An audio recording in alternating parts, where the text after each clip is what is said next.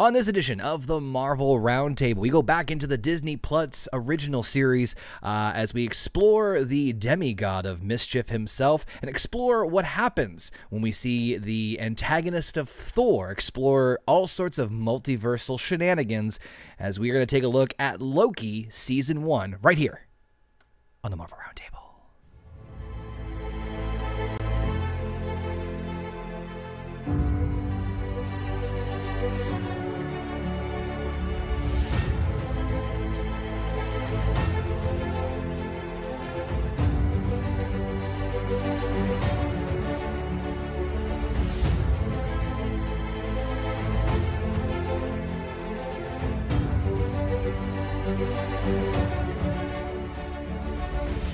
What's going on, everybody? Welcome back here to the Marvel Roundtable right here on the Horny Goat YouTube channel. Of course, the Horny Goat podcasting network where you listen to us on your favorite audio podcasting platforms. You guys know me. I'm Conor, aka Mr. Marvel 613, and on this edition of the Marvel Roundtable, we are going to be exploring all sorts of craziness with the TVA, He Who Remains, and everything and anything in between. So we're going to talk Loki Season 1. We want to thank y'all for tuning in and joining us live here on the channel as we do almost every Monday, sort of ish Mondays. Mondays if we feel like it. Want to take this time first. Technology is working. That's yeah. Don't even get me started on that fucking rant. I would love some assistance if you guys in the chat can let me know if I'm coming in audio wise, if the video's all coming good. Unfortunately, I had my entire computer crash yesterday, so I spent literally the entire day and I don't know, 6 hours today getting everything back to sort of the way it was. So if I sound too loud or if I'm a little off, apologies, but you're going to have to fucking deal with it. Of course, I'm not alone. It is a round table after all. So I'm joined with me by the tattooed mama herself, Heather. What up, Heather? Not much. And of course, Wendy tried to destroy her knees out in the living room. Doing what? Jumping and falling on them. Like doing like a pedigree kind of like just boom, yeah. dropping. I mean, they make crutches big enough for her size, so she'll be fine. Looking expensive. I didn't say they were expensive. Oh, these tiny Tim size. Get a stick. That's not ominous. And of course, we got everyone's favorite bear from upstairs, Canadian Basement. What's up, Basement? Yeah, I am fucking juice full of Marvel goodness. In the last 48 hours, I think I've watched 72 years of Marvel. Figure that one out. I knew you were going to be excited for this one because this deals with your favorite subject, which is time travel. Yeah, the one big crux of Endgame that we all kind of moaned and groaned about. That is going to be the focal point of this entire fucking discussion. So this will be a lot of fun. But I want to thank Alpha and Paul Arzola for joining us in the chat, and appreciate Paul for letting me know that everything's sounding good on my end. So hopefully you guys can hear it well. And don't forget, you can also listen to us on your favorite audio podcasting platform. So of course, Podio. You know what? I like Podio better. That's pretty cool, isn't it? That needs to be looked into. Spotify, iHeartRadio, Amazon Music now. So yeah, you can actually have Alexa try to chime in and ask for us, which God bless you. Google and pretty much anywhere else you guys can listen to it on your favorite podcasting sites. Make sure you download us and check us out over there. Sorry, there was a little interference. But we're here to talk. Listen to us while you shit. Yep. Like, could you imagine somebody at work just randomly, Alexa, turn on Horny Goat? I would love to see what the results of that would be, to be honest with you. Well, I don't know what kind of sounds goats make, but I assume they sound disgusting. Well, they scream a lot, so you've seen the meme. But we are here to talk about Loki Season 1. Now, I do say Season 1, obviously, with strong emphasis because, spoilers, they have announced that there will be a second season. In fact, for a while, this was the only Disney Plus show that was confirmed for a long time to get a second season. We'll talk about the pre-production stuff in a second. But what I'll start off with is the same question like I ask every single time. General thoughts about the show without going into too much heavy spoiler details. And more importantly, I mean, I know maybe we weren't all on the Marvel bandwagon. And most of us still aren't on the Marvel bandwagon. But the idea of Loki getting his own show, especially after what we saw with Endgame, I'm not sure if you guys remember like hearing about it when they announced like, oh, Loki's getting a spinoff show based off of what happened in Endgame. Were you guys like, ooh, this could be great? Or it's like, wow, they're really milking this franchise as much as humanly fucking possible, or this character, I should say. I'm gonna say when I first heard about it, I was like, it's intriguing because there's a lot of things that they hadn't covered about the Loki character that they could cover with this show. Um, you didn't watch it, so hush. I saw 7 seconds of it. Essentially. But yeah, the show for me was all right, but raised some questions that I felt did not get answered by the end. So I'm trying not to laugh because it's like, oh boy, I feel like that's an understatement. But maybe that's just me. When the show was announced, I didn't give a fucking rat's ass. In all honesty, I was like, hey, I saw what I liked of Marvel the most, and I'm like, Loki. I saw him a lot. I'm kind of over it. However, You're Loki over it. Yeah, it was Loki. It was a high key. Is that a thing? Actually, really liked the show. I think the show is the best thing I've seen so far in Phase 4. Whoa, okay. Despite your favorite subject? Well, I mean, I have to accept the fact that that is now part of everything after seeing. it will be all the way until the end. Yeah. But there's some things in the show that it does really fucking well, and the best thing about it is I've given some praise to the last two, but I think it's better than those two, for sure, for me. Better than some of it has to do with like Captain Falcon and Winter Soldier, and fucking WandaVision. No, because there's not really a wasted episode.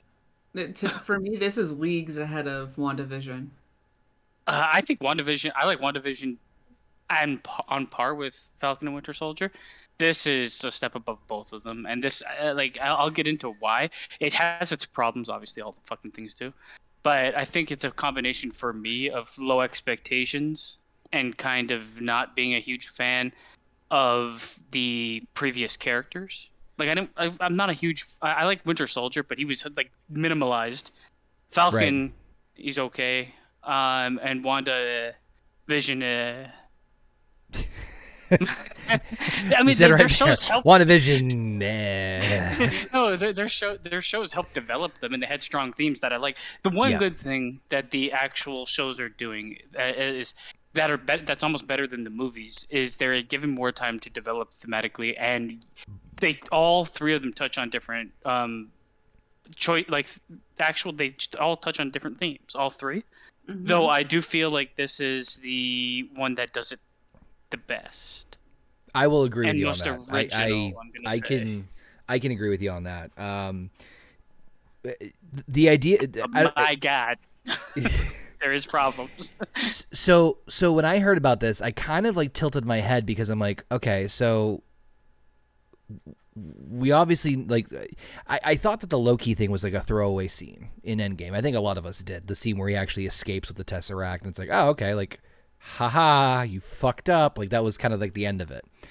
But it's gonna be like the most important fucking scene in the Marvel Cinematic Universe. Not just the most important scene. I mean, obviously now with the announcements from San Diego Comic-Con, we know that like this is like one of, if not the most pivotal starting points for the entire fucking saga of the next 3 phases of Marvel. So it's like, holy shit. But I was like, okay, well, what could they do with this? Not thinking of like, not even remotely considering the idea of like time travel or even like what we got in the series. But that being said, Tom fucking Hiddleston, sign me up. And he's not alone in this one. There's a lot of good casting choices. Yes, we'll get there. But I mean, but when I heard it's like, oh, Tom Hiddleston's getting his own show as Loki. Shut up and take my money. Like I know it's gonna be. There's not gonna like even if you have dog shit writing, you're gonna get great acting out of him. So in terms of leads, he is a step above all the others that were considered in the TV shows. Agreed. Yeah, I think this kind of goes along the same line with the Paul Bettany, what we said as far as WandaVision, like Yeah. The almost too good, Oscar-worthy actor in a TV show. almost too good to be, like even in this thing. Like he should, it's obviously he's tied into the character, but we'll get more to that in just a second. So that being said, we'll talk a little bit quickly about the pre-production stuff because again, and I'm gonna beat this like a dead horse when it comes to the Phase 4, this was not supposed to be released so soon. So mentioned this before in the last two ones because now we are into Phase 4, but Loki was not supposed to happen until I think it was supposed to be like the I have the list here. 1, 2, 3, 4, 5, 6. This was not supposed to be it was supposed to be the 7th thing that they released in Phase 4. You know how bad that would be in my mind, because so many of the other things. From my perspective, first of all, I'm done. Like right where we are in this is where my knowledge for comic books ends. After like Infinity and Thanos and stuff like that, I never really followed the comic book, so I'm more looking at like the cinematic side of things and being surprised by some of the things they come up with. Yes, I have Google, so yes, after I watch something, it's like, who is this person? What's this person? What's that? So the reason I bring this up and the reason I keep beating this into a dead horse is because not only does it make it interesting because I wonder how much of the writing changed and what they wanted to emphasize or not, because obviously, as we mentioned before with WandaVision and Falcon, COVID kind of fucked up a lot of plans as far as production, finishing things up, and they weren't able to finish certain things on time and release them in the order they wanted to. But check this out. So originally, it was supposed to be Black Widow, Falcon and Winter Soldier, Eternals, Shang-Chi, and then, this is the weird one, WandaVision, Doctor Strange 2, and then Loki. Is right? It's that makes weird. No sense. It's I don't think Doctor Strange 2 should have been first before. That doesn't make sense. I mean, though, yes, they could have done it. I personally feel like where they placed it in actuality is almost perfect because it's also like hinging off of Endgame. Yep. And you kind of want it to follow Endgame, not follow 2 years after Endgame. Yeah, exactly. Yeah, seriously. You run the risk of people completely forgetting what happened in Endgame if they were not happy with it. What's and this one in particular is the one that's like the odd one out to me in terms of where its location. Everything else kind of doesn't need to fall in like a linear pattern, or you can kind of things are kind of still a little scattered so you can kind of get away with, okay, we can put Eternals after Shang-Chi, and I don't think anything's going to be really major, you know what I mean? So, I mean, Black Widow and Falcon, we'll get to that when we get to Black Widow, because that one, those two should have been more in tandem with each other. But it's just something to keep a note of, because I just thought it was very interesting that like WandaVision, Doctor Strange, and Loki were completely fucked up as far as their order. Like Wanda was obviously first, Loki came out right after Falcon, which was right after Wanda, and then we don't get anything with that until Doctor Strange 2, which takes place, I mean, this was released in, I think it was like May of 2021, and so we don't get that until like almost a year later with Doctor Strange 2. So it's just like fucking shit. It's a mess. It's a glorious mess. But that's really the big one where I'm like, you know, how much of it did change because of this? But as far as I can tell, looks like really nothing, changed as far as the original plan. But that being said, when it comes to the pre-production, obviously, they mentioned that when they wrote the appearance of Loki in Endgame, the writers said that they did not. It was not intended by the writers to set up a future series like they later planned.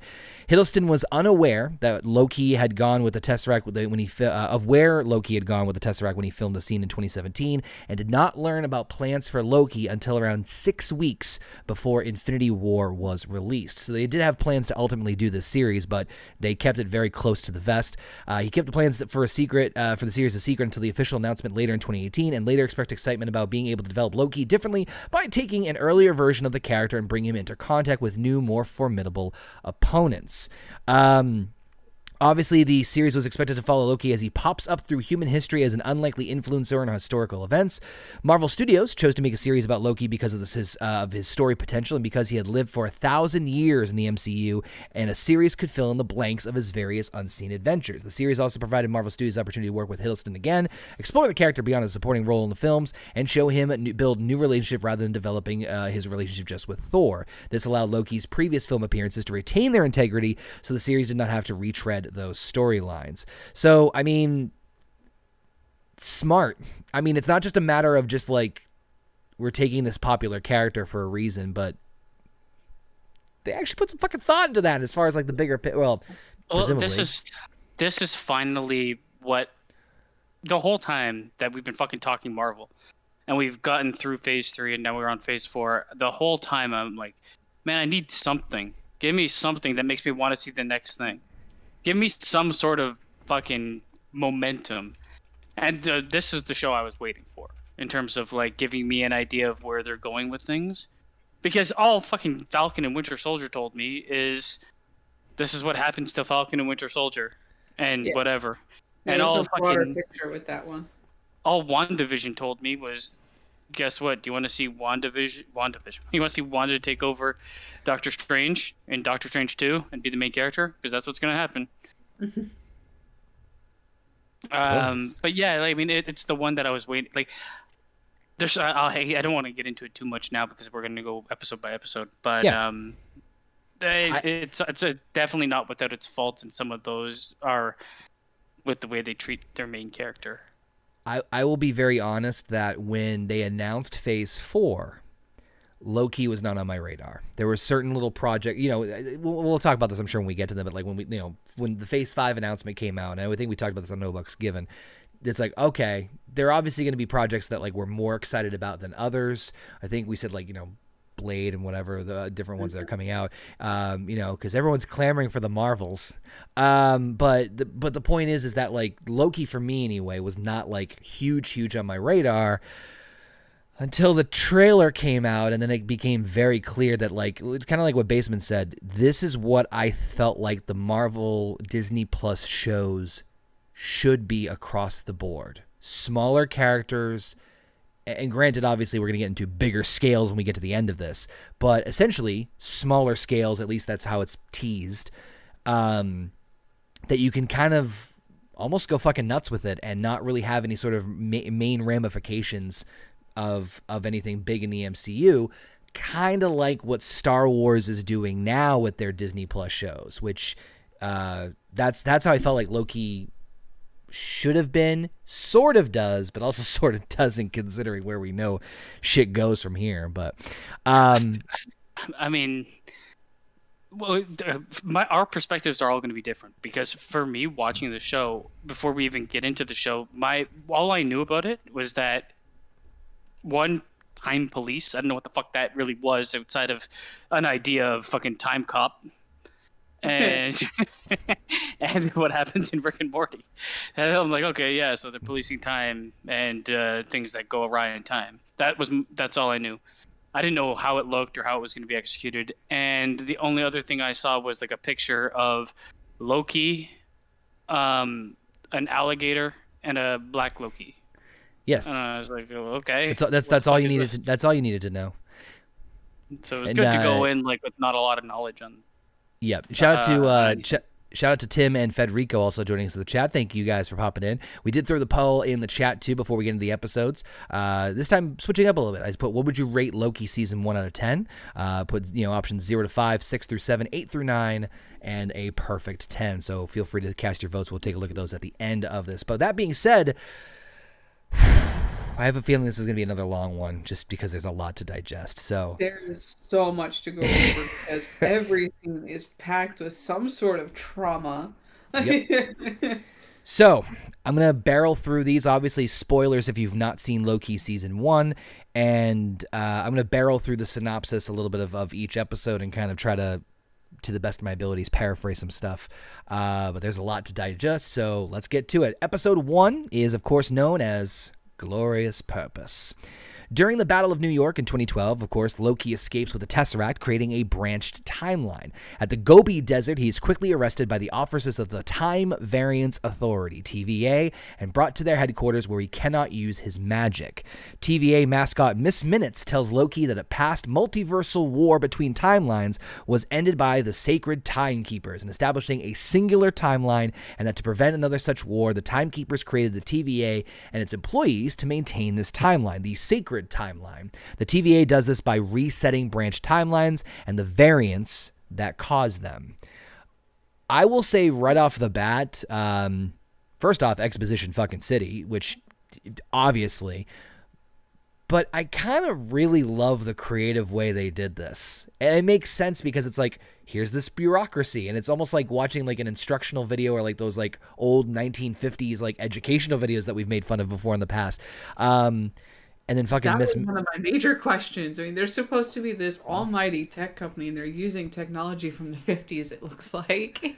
I fucking love the aesthetics of this show. Oh yeah, It reminded me so much of BioShock or Fallout, and it also follows the idea like when you're watch. Okay, so once they get to the TVA, what are they called? TVA, TVA, right? Yeah. Once they get there, they they have the old timey like recruitment now, and even in the back, I saw posters like. Get in line or get your clock cleaned or some shit. Yeah. They had like a lot of like really oppressive symbolism throughout the TVA, right? I love the way that it mirrors like it's fucking a super oppressive government and the idea of get in line or get the fuck out, which was awesome to see immediately. I love the technology. The one thing I was like, fuck. He's like, this is everything you've ever said. Sign it. I'm like, no, the guy's been alive for 1,000 years. That's everything he ever said. The actual script to Lord of the Rings. He said after that, a new sheet of paper. Sign this too. I did love that bit. That was one of my favorite bits of the whole thing. Was like, are you serious? What? I wish it was like a fucking stack 1 trillion feet high, because there's no way everything he's ever said in 1,000 years is the size of Lord of the Rings. They got to be green, like conserve as much paper as humanly possible. Although, funny enough, like the printer paper looked. The printer paper had the fucking 3-hole punches on the side, so it looked like it was from the goddamn 70s. It's just like, it's such a breath of fresh air to see that. You know what I immediately jumped to, and I don't know if I'm alone here.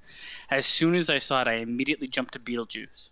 Yes. Okay. Thank God. I'm not the only one. I was like, yes. The weight room. Yeah. I did. So obviously, we're now dealing with time travel again. Fucking A. But it's for the DMV. For the most part, at least up until this point, which is literally the first 15 minutes of the first episode, pretty straightforward. Okay, this was not supposed to happen, so you're getting pulled out, and we're gonna fix this shit, and everything needs to stay the perfect. Like they're obviously setting up the establishment that we know is gonna fucking later on. But it's such a great way to establish it, because we are basically within the character of Loki. We have no idea what the fuck's going on. He gets transported somewhere, and you think it's like, man, what the fuck's going on? You'd be freaking out, and everybody there is like, move forward. Are you a robot? Yep. What does it do? What happens if I am a robot? Oh, it burns well, you you'll inside be out. from the inside out. It's like, what the fuck? There's a couple things that I love about just the setup to all this. The aesthetics, like you mentioned. The Miss Minutes character I thought was, at first I'm like, oh, it's a goofy one-off. Then no, it's not. When Loki gets captured, Heather and I were talking about this before you hopped on, Basement, where he gets hit at one, and he's like, you're now moving at 1/16th speed. I wish they did that. Like, there's certain things that they do that they should have done a bit more of. Like, that's the only one of my biggest gripes in this is they go so far. They go like 7/10 of the way, where I wish they would have gone 9. For like looks and for like everything else that goes with it, they take the step. It's a great step in the right direction, but they don't go all the way. Yeah. Well, yeah, I know what you're talking about. They don't go all the way Beetlejuice, okay? They don't go all the way Beetlejuice. Oh no, how could you go all the way Beetlejuice? The other thing to note is just like the do you have anything that would be considered a soul? Something about that just made me crack up from like just the like would you consider something close to an equivalent of soul, like covering like the idea of like, oh, there's different religions and different concepts of soul, so it's just like this guy's reading a fucking paperclip, like, you know, like I'm required by law to blah, blah, blah, blah, blah. These are your Miranda rights. Yeah, it's just the like. I would also have like shot the show so differently. A lot of the shots aren't creative enough for like the subject matter. This is a show that could have been like a 9 out of 10 for me, Well, but the way the creativity starts and stops too soon.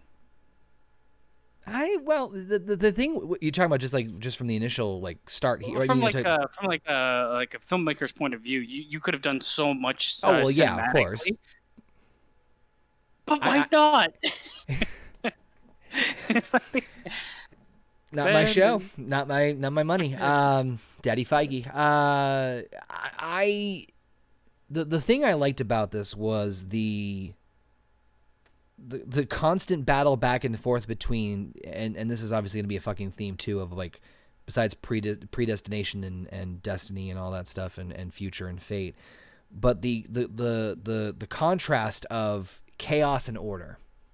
And that's what intrigued me about this right from the get-go, is you're going to take arguably the most chaotic character in MCU so far, right? And you're going to put him into an establishment that is their main purpose is to maintain order. So it's, I smell a sitcom, so you know it's going to be great. And you know, we mentioned earlier, obviously Tom Hiddleston's going to knock it out of the park. He's still doing that, even just in this first couple of moments. You got a lot of themes in here, not just chaos and order, but anything that will apply to, I mean, in terms of like blind faith or pick your poison at this point. Whatever it is, they do, but they hammer it. They pinpoint it from the first episode, and they don't leave it till the last minute of the last episode, where things like in this, what I said, Falcon and Winter Soldier, kind of picks and chooses when they want certain themes to be there and when they don't, and it's never really stable throughout. So when they do a heavy-handed job of it, it's like, what the fuck? I will agree with you with that, where like, you know, they take a back seat to a theme in one episode, and it's come back. It's like, you know, when Steve and I gave you the shield, we didn't think about you being a black guy. It's like, where the fuck did that come from? Like, yeah, we talked about that too. But what the fuck? Sebastian Stan, just go sit down. Just go sit down. But anyway, back to the episode. So stop killing Asian men. Loki faces trial for crimes against the sacred timeline with Ravonna Renslayer as the judge. He initially does not take the proceedings seriously before blaming the Avengers, whose own time traveling caused him to come into contact with the Tesseract. Renslayer dismisses these claims, explaining that the Avengers' actions followed the sacred timeline while Loki's did not. She finds him guilty and sentences him to be reset, but TVA agent Mobius M. Mobius, yes, that's his fucking word. No, sorry, I think it's just Mobius M. That's it. I thought it was for some reason Mobius M. Mobius. Mobius intervenes as he thinks that this variant Loki could be of use to them. In the Time Theater, Mobius questions Loki's past misdeeds and revisits moments from Loki's life, such as his defeat at the hands of the Avengers. I'm going to stop there because we're going to get into some deep shit in a second, because God forbid. So the trial, whatever you want to call it. Loved it. So this is I don't know about you guys, but this is where the headaches began. Because this is just laying the groundwork for the same question that gets asked throughout this whole fucking show, and everybody like it's just a show of perspectives, and that's why I enjoyed it so much. You got fucking Mobius, literally named after fucking the time travel thing that and a Mobius strip, which is fucking, isn't that just like an infinity sign? Yes. Yeah. Right. Yeah. Yep. Yeah. Hint, hint. I also thought that was just like a big little fuck you over to Sony, whoever has Mobius. Right. Morbius is a fucking vampire weirdo, but they also like they touch on that shit too, which is like, I mean, they introduced so many different ideas in here that are planting seeds for future. They're like strong Easter eggs. You know, shit. The one thing I also did note, and I don't know if you guys picked up on it, was the fact that Loki understood they were traveling through time. Like, he understood. Like, at first I'm like, how the fuck does he know that? And he's like, well, you can clearly smell 2 Tony Stark colognes. I'm like, you just met Tony today. How the fuck? Whatever. That's what, like, I mean, This show does its overarching storyline and themes and like battle of perspectives is great. The one thing that they don't do great in my mind, to an extent that they could have, is they have inconsistencies in writing Loki. Sometimes he's brilliant and a great fighter, and sometimes he's just a dumb fucking bitch. Yeah. Which makes no sense. It's like, what do we need him to be in this scene? Which kind of sucks because he's such an interesting character. But yes, that scene you were talking about with the actress's name is fucking incredible too. It's like Gugu Mbuawa or some shit. Oh, the woman who plays Ramona Renslayer? Yeah, she does a great job. No, she's a great antagonist. Her and him going back and forth, and it's like, well, what the fuck do you really do? And she's like, well, I dictate what they dictate. She's like great, like he's the one that's like just question marks constantly. Yes. Yeah. And she's her and Mobius are on the opposite side of things eventually, I think. Now, we might as well talk about this now because, and this is something I just want to make sure that I, hammer in the point here. And this is something that I had to keep reminding myself.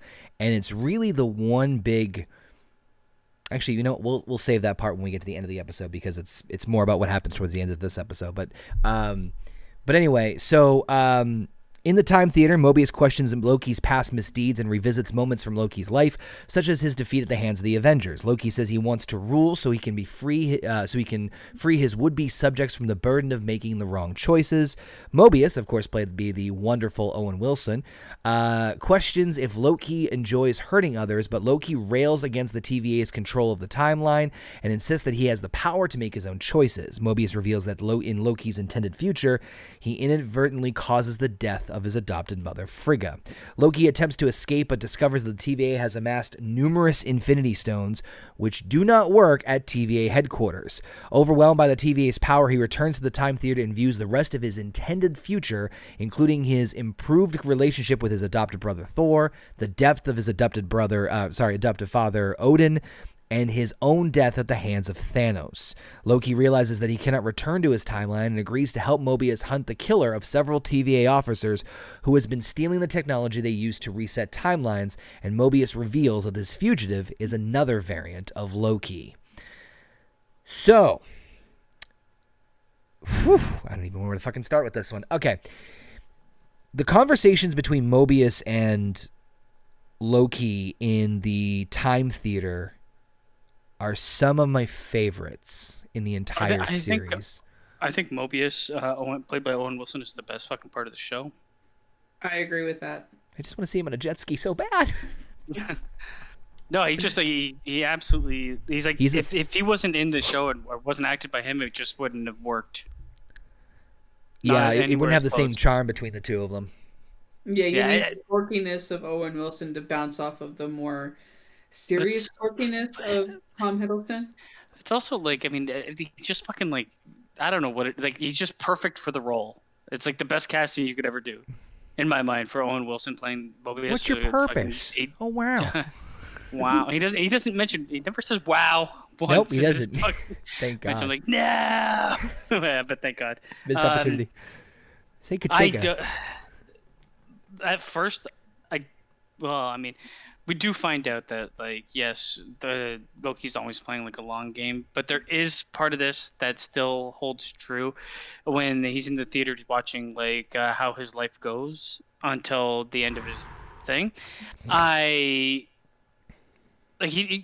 actor does an incredible job, but the one thing I don't like is that you can watch all you fucking want to watch, but experience isn't the same. And this show hinges on that moment a lot. And even though I know he's trying to play like a long con, part of that moment still stays with him forever up until the end, or else the end doesn't make sense. This is kind of where I'm a little torn about Loki, because obviously this is not the Loki we saw the last time in Infinity War. Couldn't be so easily like transformed. And I know he's still playing like a con, but there's some part of it that is. Yeah, and I get bigger picture that you have to kind of, for lack of a better phrase, rush development of him, because I don't agree with any of that ever. Like, there's no reason to rush anything. You've got a multi-million-dollar company with as much time as they want to fucking put in something. You really do not need We to already rush know there's going to things. be a season 2. You don't need like where he's this whole first episode should have been 2 episodes. Like he shouldn't be where he is at the end of the first episode because it's But too fast. It's not. It's an unearned emotional turn, and they play it yeah, off as like that's kind of where I was going with that. Yeah, it's a little it's a little tricky for me because I get what they're trying to do, like from a narrative, but at the same time, it is a little.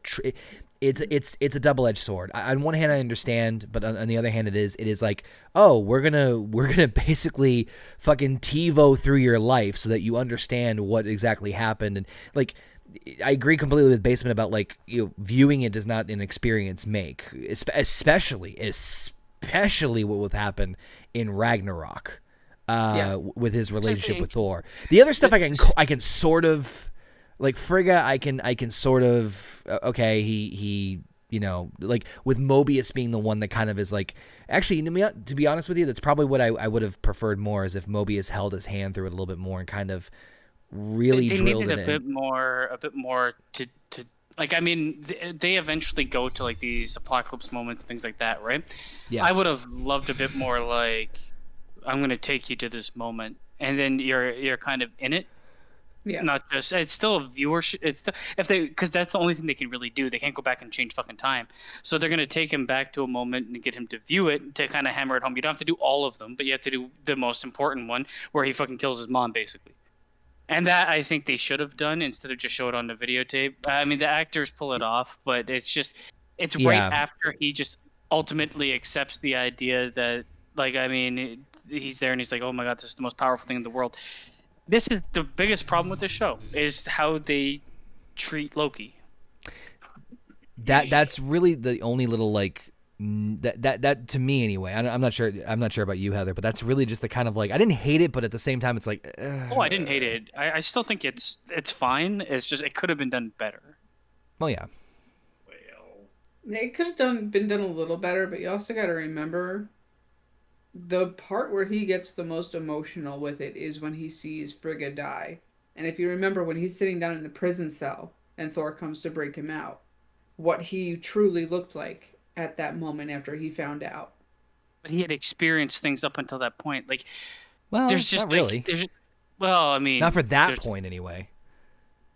For everything else, yeah, there were other. But like, I mean, but... the thing is, it's just the lack of. Okay, remember fucking. I looked at the chat. It's not. This is your life, and I'm thinking of Scared Straight. Remember that fucking stupid ass show where they get the kids and be like, it's not good enough to be like, in your life in 10 years you're gonna be fucking homeless and sucking dick for Whoppers, and it's like, okay, cool, but instead they send him to prison and some big fucking badass dude comes up and is like, fuck you, kid. I'm gonna fuck you in the ass tonight. And it's like, oh my God, I'll never be this way again. So that's the difference right there. Scared Straight. You want to get fucked in the ass, or do you want to watch it? I think that like, and maybe this is just me. I think what Mobius was trying to do was he was trying to make Loki understand like, hey. I love the dialogue. There's nothing wrong with the dialogue at all. It's just like it's an unearned flip of a character. They haven't gotten there yet. It's too fast. Too furious. Vin Diesel. Well, this is, God damn it. This is a heavy show. Let's not beat around the bush. The other thing I just a lot of mental trauma to go over with the show. Like watching it. The other thing I actually really really liked about this was showing how fucking useless the Infinity Stones were, and something about that scene happened where what's that? It needed to happen to set up the. Oh yeah. I mean, I think a lot of people looked at it and didn't like it. Oh no, I loved it because it showed to me that it's like that's done now.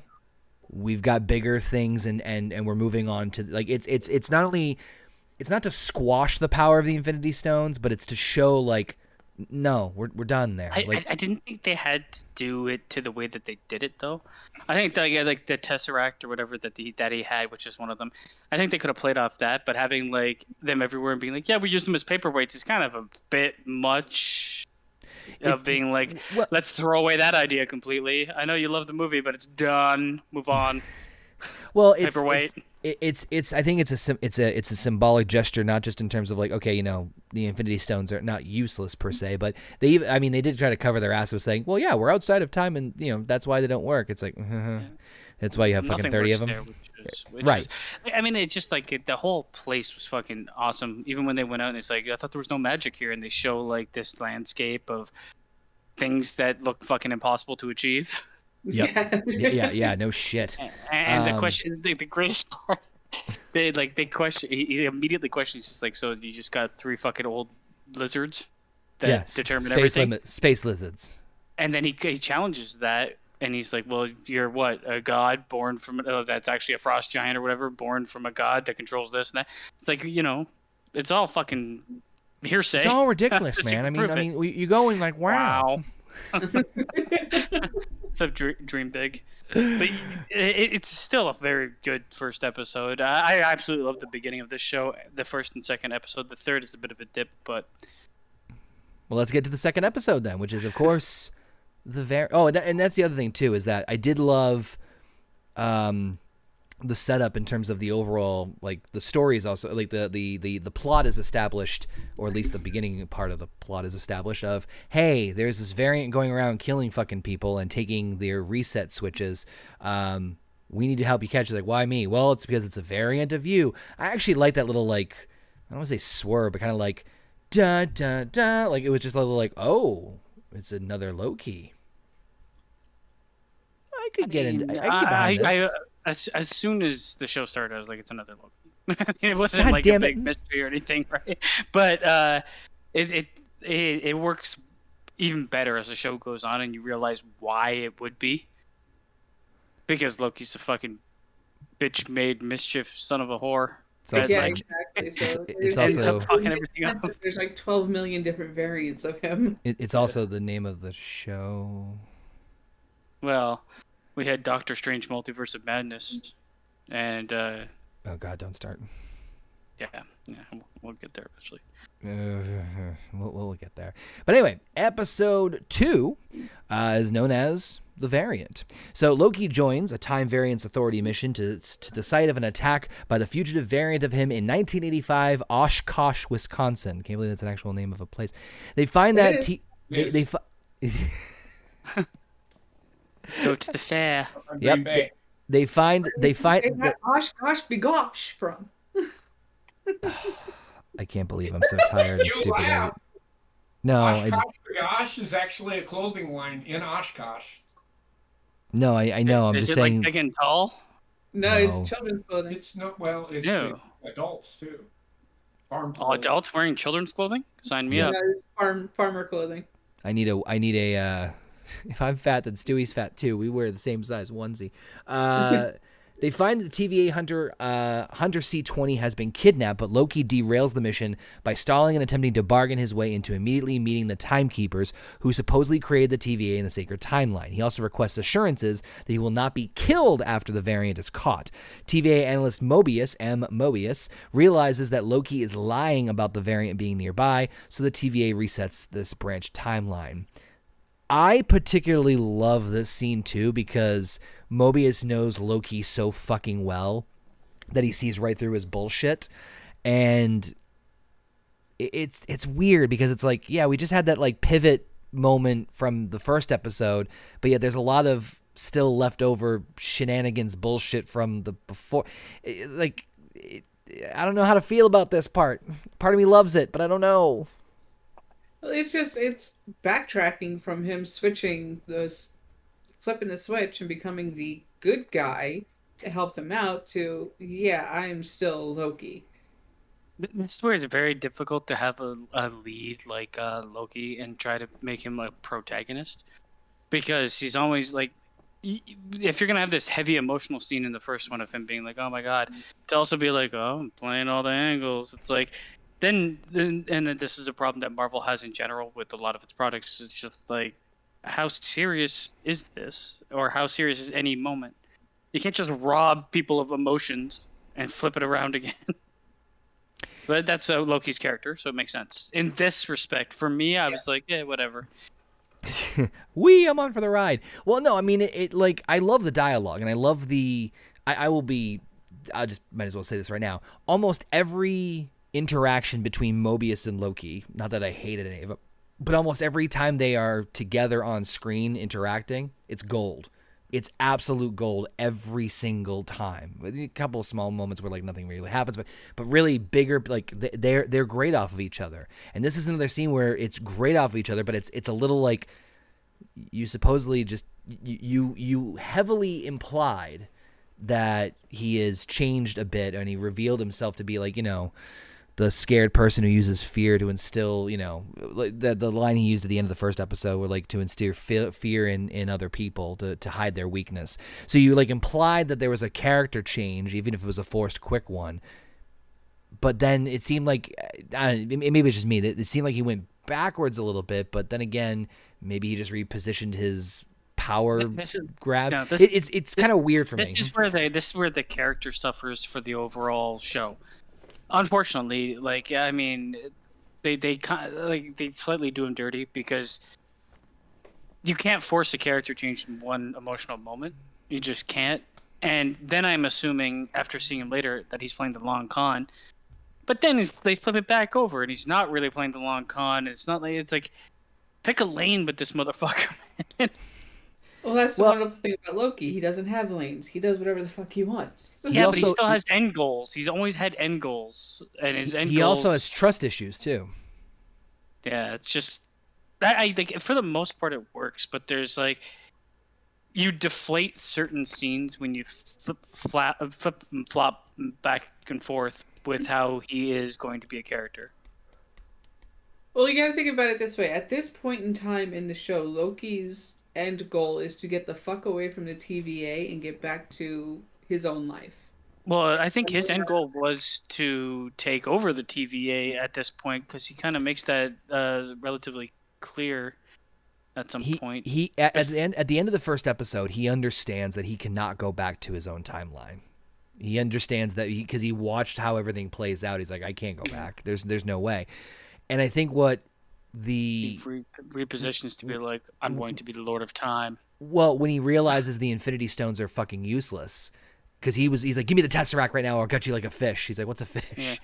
Yeah. That's stupid. Yeah. and he goes, oh, here, and he opens up. He's like, Infinity Stones, and then he says something to the effect of like, is this the greatest power in the universe? Like, kind of like realizing like everything he thought was the biggest power in the universe, which was the Infinity Stones, is not the case. It repositions. So he's just trading one measurement of power for the other. But my point is that like it seems like there's a character change, but is there based off on just the initial dialogue? But I mean, I don't know. It's a bit tricky. But anywho, back at the TVA headquarters, TVA Judge Ravonna Renslayer objects to Loki's involvement, but Mobius convinces her to give Loki another chance. After researching TVA files and learning of Asgard's Ragnarok, Loki theorizes that the variant is hiding in near-apocalyptic events where they can go undetected by the TVA because nothing they do can change the timeline there. Loki and Mobius prove this possibility by visiting Pompeii in 79 AD, where Loki warned locals about the coming eruption of Mount Vesuvius without changing the timeline. Using a clue previously garnered from 1549 Ax-Un province, following one of the variant's attacks, Loki and Mobius deduce that the variant is hiding during a hurricane in 2050 Alabama. At Superstore, Roxcart's hurricane shelter, Loki, Mobius, and TVA agents are ambushed by the variant, who uses enchantment to possess the bodies of Hunter B-15 and other locals. So, one thing I took the body of the TVA captain. Yeah. So yes. So something I also forgot to mention that was not talked about from the first episode, because when Mobius was Mobius was going over his life. I don't know about you guys. I loved when they made Loki DB Cooper. Jumping out of the I forgot to mention that part. It just, I loved it, and it was part of the teaser footage. And we're like, what the fuck is this? And then he's like, can't believe you didn't tell me you were DB Cooper, which those of you who don't know is a man who robbed an airplane, held it hostage, I think for like $100,000 or some ridiculous amount of money. I thought he robbed like something else and was on an airplane and then No, he was vanished. on an airplane and held the airplane hostage, saying, "I want 100 million or whatever the number was of money." And then this is in the 70s, I believe, or 60s. And then he jumped out of the airplane, and nobody found him. Never. And so they poke fun at it with like Loki, like basically saying like, It's in Asgard. yeah, and then Heimdall grabbed him. But anyway, It was that too. I was drunk and I lost a bet. yeah, just like I Great mean shit. the first of all, the idea of like how they presented hiding in apocalypse and stuff is fucking great. Genius. I loved it. I loved it. genius. Yep. And it adds so much more. It makes so much sense for fucking Loki to be doing that, right? Of all people, hiding in Yep. fucking chaos, which is what he does anyway. The way that they presented it was cool. It's just I kind of this is where like that this is like the step the show didn't take for me, where it's like, hey, we're going to 2050 and we're going to go Exploring to, more like, more apocalypses.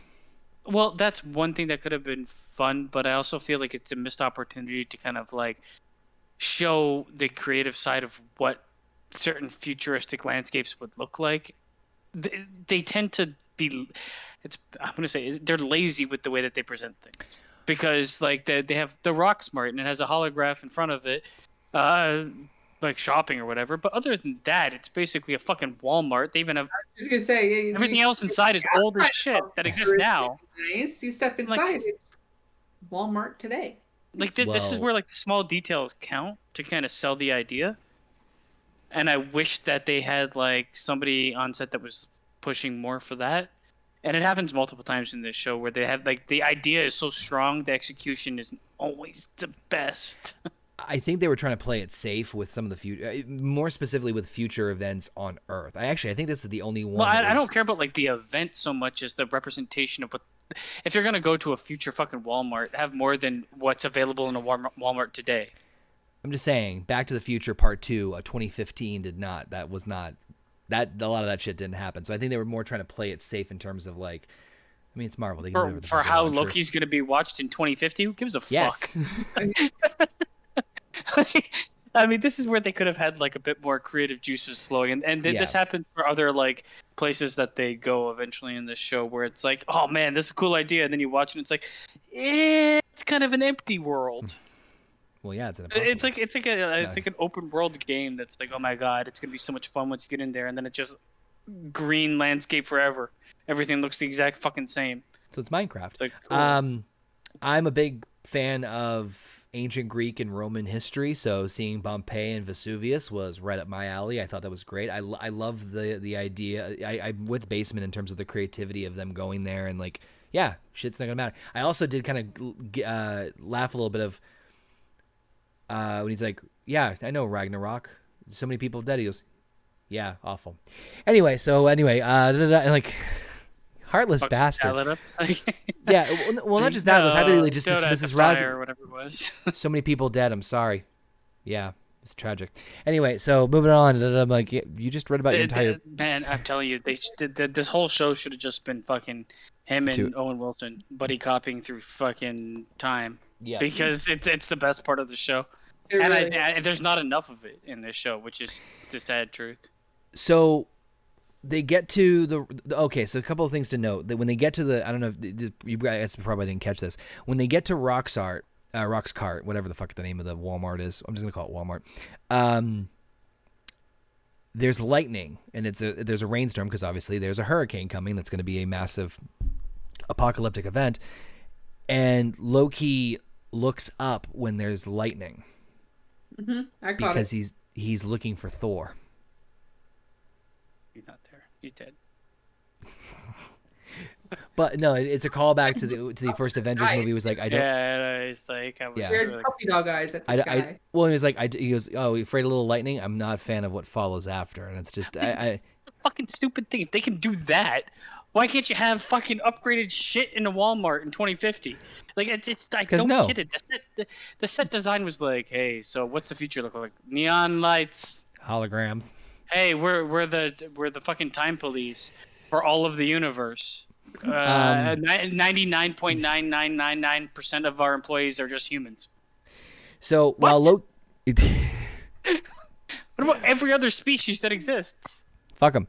While Loki engages the variant, the other agents find a distressed C-20 who reveals that she had disclosed the Timekeeper's location. The variant is revealed as a female incarnation of Loki and rejects his offer to overthrow the Timekeepers together. Instead, she activates and sends several stolen time reset charges to various locations and points along the sacred timeline, creating numerous new branches and throwing the TVA into disarray. She teleports away, with Loki following right behind her. So I thought the reveal of the variant was clever. They strung it along just long enough to, make a dramatic entrance when she actually reveals herself, who we do know will be called Sylvie. We'll get there when we get to the next episode.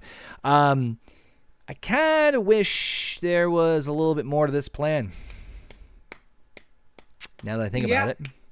Because basically her plan is to send off reset charges everywhere throughout the sacred timeline, and then while they're distracted, go and... Yes. That's it. He's like, that's not how Loki would have done it. Also, what the fuck is going on with this character? The Sylvie character is like absolutely ridiculous. Well, we're not at her origin, but it's like, okay. What? Well, at this point, we don't know her origin, and we don't know her origin. Get out of him. So she beats his ass. She's got the power of enchantment, but she doesn't have the same illusion abilities that he has. We'll get to her origin in the next episode, actually. But go ahead. Yeah, but her idea is set up all these. First of all, she literally finds out 10 seconds before this happens how to get to where she wants, the end game of her plan. Yeah. And then she's like, oh, well, it's got to happen now, even though I could jump around, get down. Well, no, I get that part. I get the part of needing to know how to get to the Timekeepers because she had no fucking clue. Wouldn't you start there? Why would I bother doing that if I don't know how to get there first? Because you can get there and not do anything after that. I would start with the end of my plan. I would do it the other way around. I would do it. I would start with how to get. You could be caught at any moment. So that's the biggest problem I have with it is that your plan could be interrupted at any point in time because time variance authority, it's in their fucking name. You know what I mean? What's to stop? I mean, granted, the TVA works outside of space and time, so maybe that's why it could work. But the whole the whole idea of the TVA, what I came to a conclusion of is certain things they just allow to happen because they're supposed to happen. That's it. So this is supposed to happen. It's supposed to be this rigmarole trying to find this person that's a variant, and it ends up happening because it's supposed to happen. It's already known to happen. It's being allowed to happen. It's just I kind of think I'm gonna steal 5,000 different bombs to get to a place I know nothing about, and I don't even know if the people that I'm looking for are there or if they're fucking holograms or anything. It's why would you? Why would you? I'm gonna start building a bomb before I know it's a bomb. Yep. Yeah. And not to mention that while she's setting all of this up, they could have shown up and stopped her. Immediately. Well, that's my point. Is especially they can't find her because she's in the apocalyptic events. Right, but and when now she that does show up, she outsmarts them and steals their bombs. But here's my point. Okay, and I think this might be what Heather's point is. Okay, let's say they find her and she sends off all the bombs, right? What's to stop them from just going back 10 minutes before, knowing exactly where her exact location is, and stopping her before the bombs go off? So shut up and anyways. Hey, so shut up. So anyway, if it happened in the doesn't work. If it happens in the TVA, I understand that because they said that time is not the same in the concept or in the confines of wherever the TVA is because it's outside of time. Fine, I can sort of believe that as its own dimension, whatever. But if your plan involves you doing something in the sacred timeline, you're instantly fucked because at any point in time, they just find you, and then they can just go back to it. Just take a step back and going back a chapter. And it's like, okay, it's like a fucking saved setting on a game.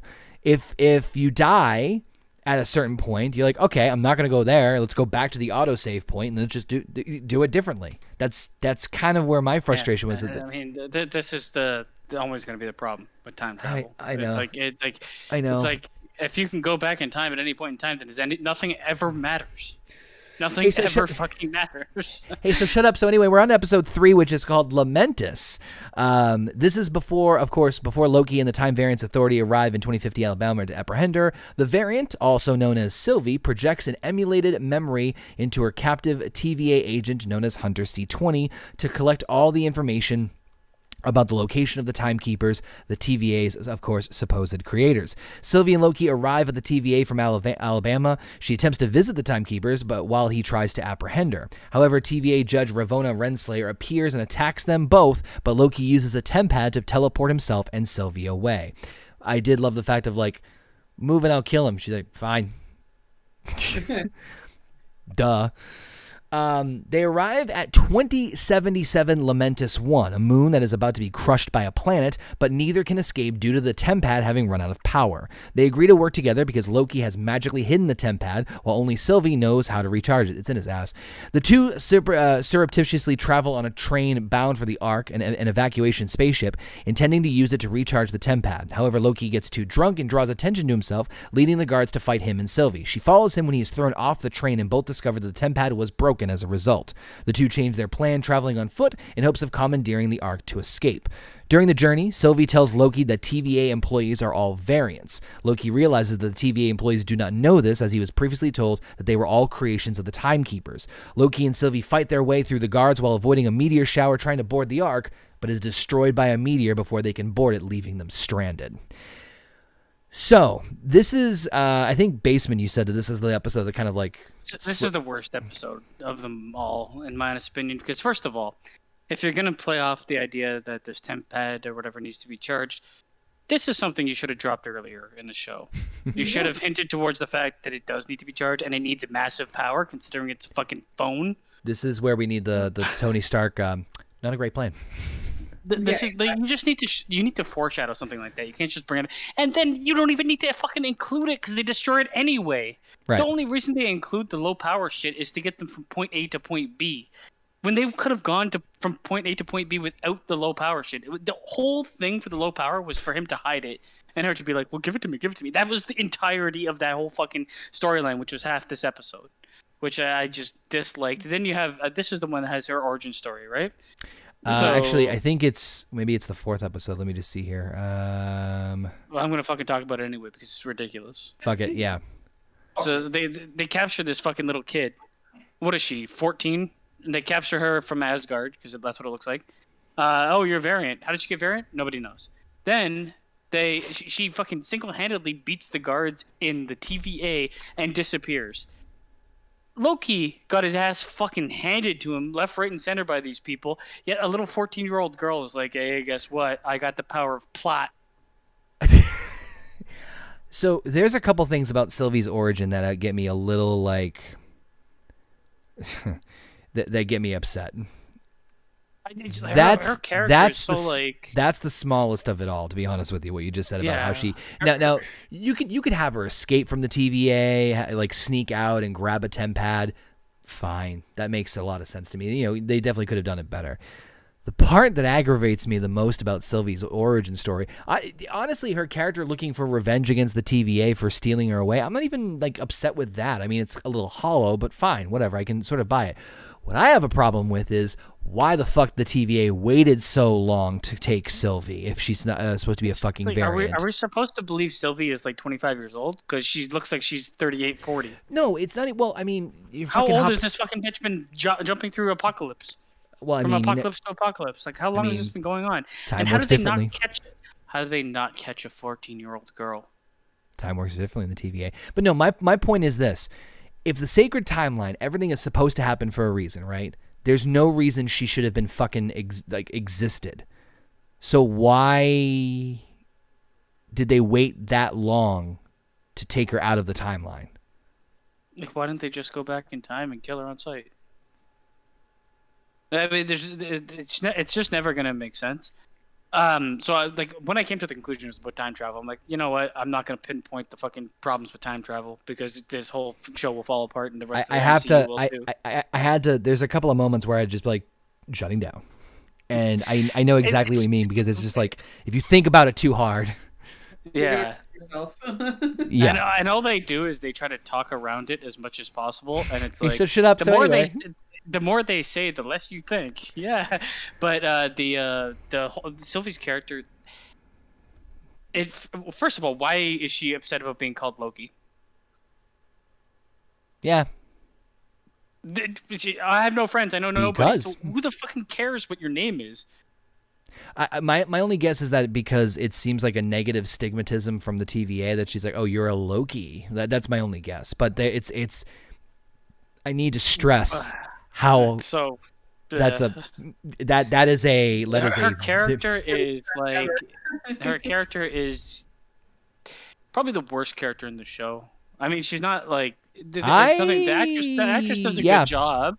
The actress does a good job. The character needs to be there because you need that driving point to get to where the show wants to go. Agreed. But it's also like she's just like fucking magically unstoppable in every way possible, even though she's just like you have to suspend so much disbelief for her character to be her character, and she doesn't seem like a Loki.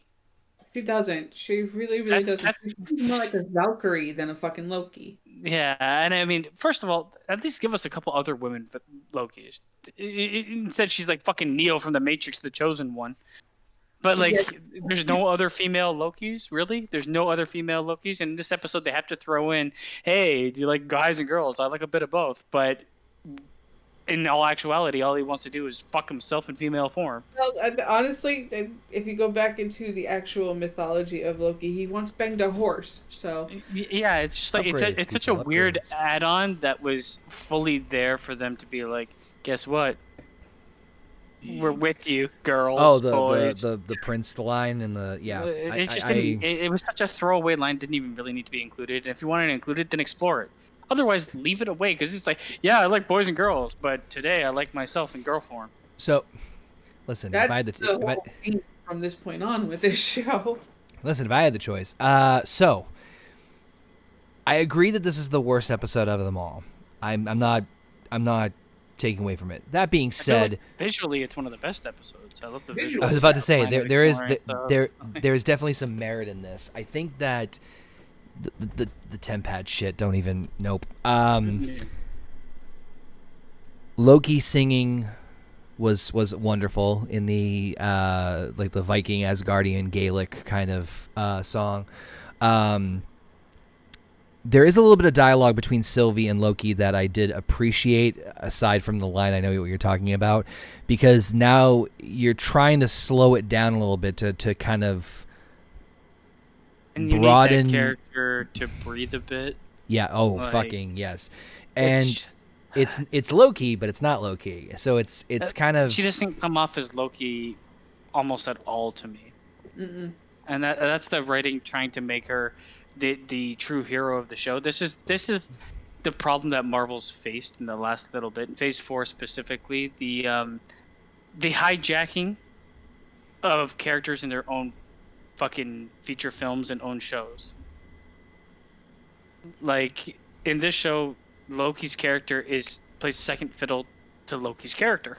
That's not really Loki. And it happens in Doctor Strange as well. He's not the main character in his own movie.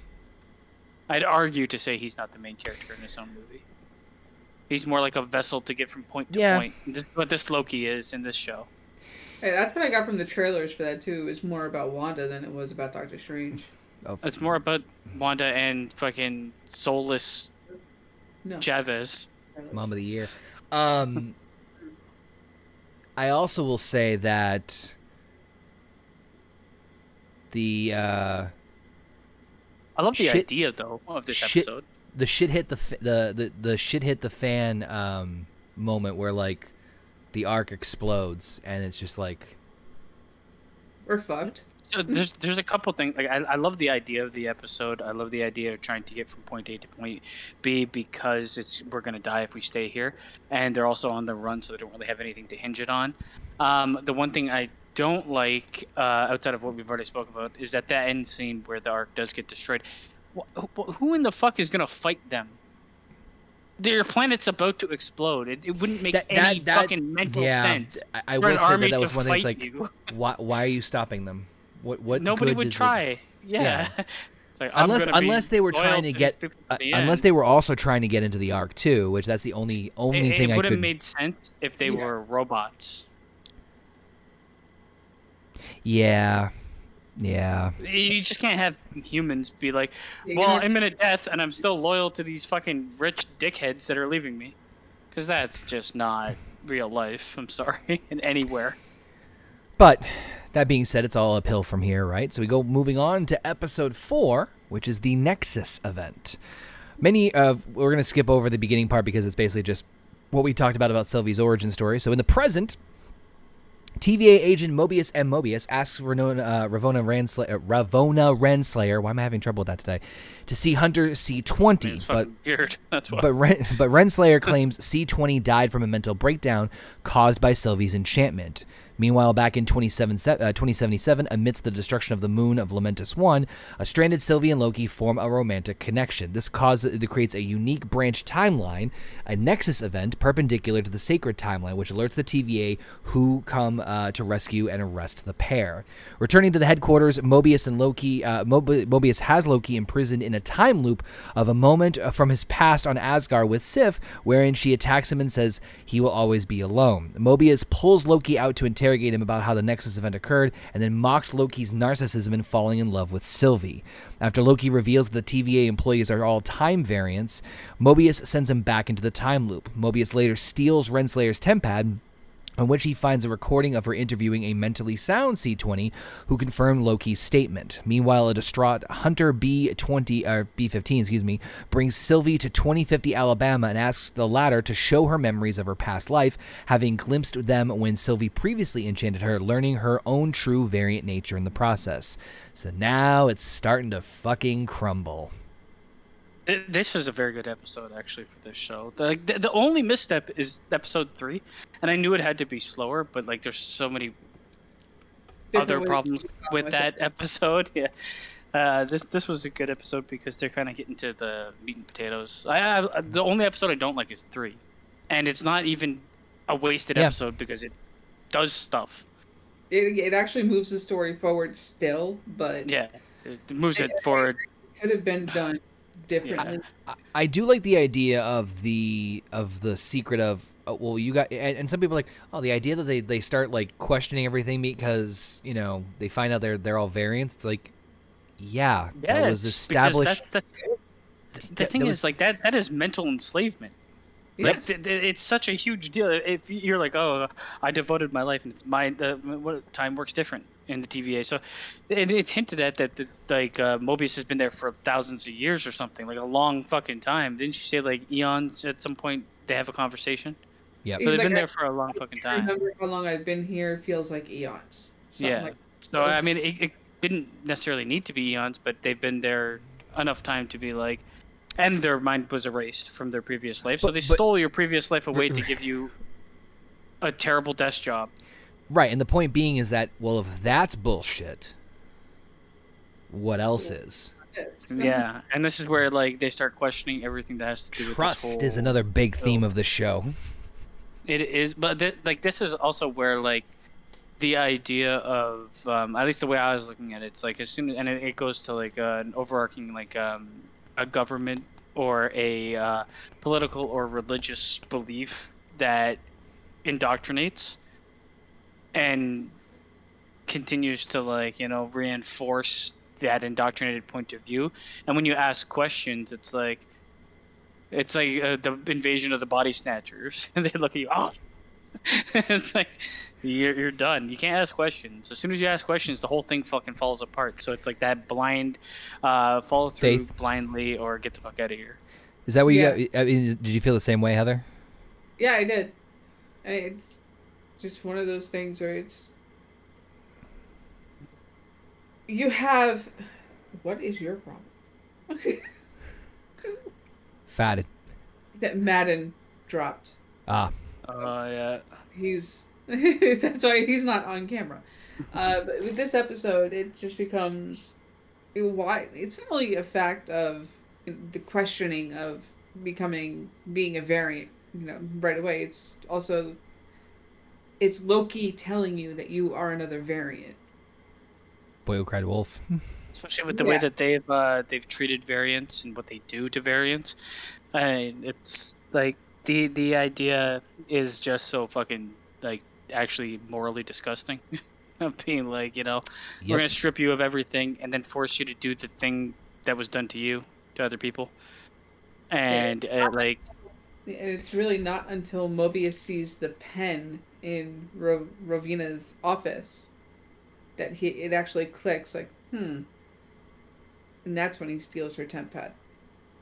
I think the other, and by the way, I forgot to mention that it was fascinated with jet skis, which we'll get to in a second.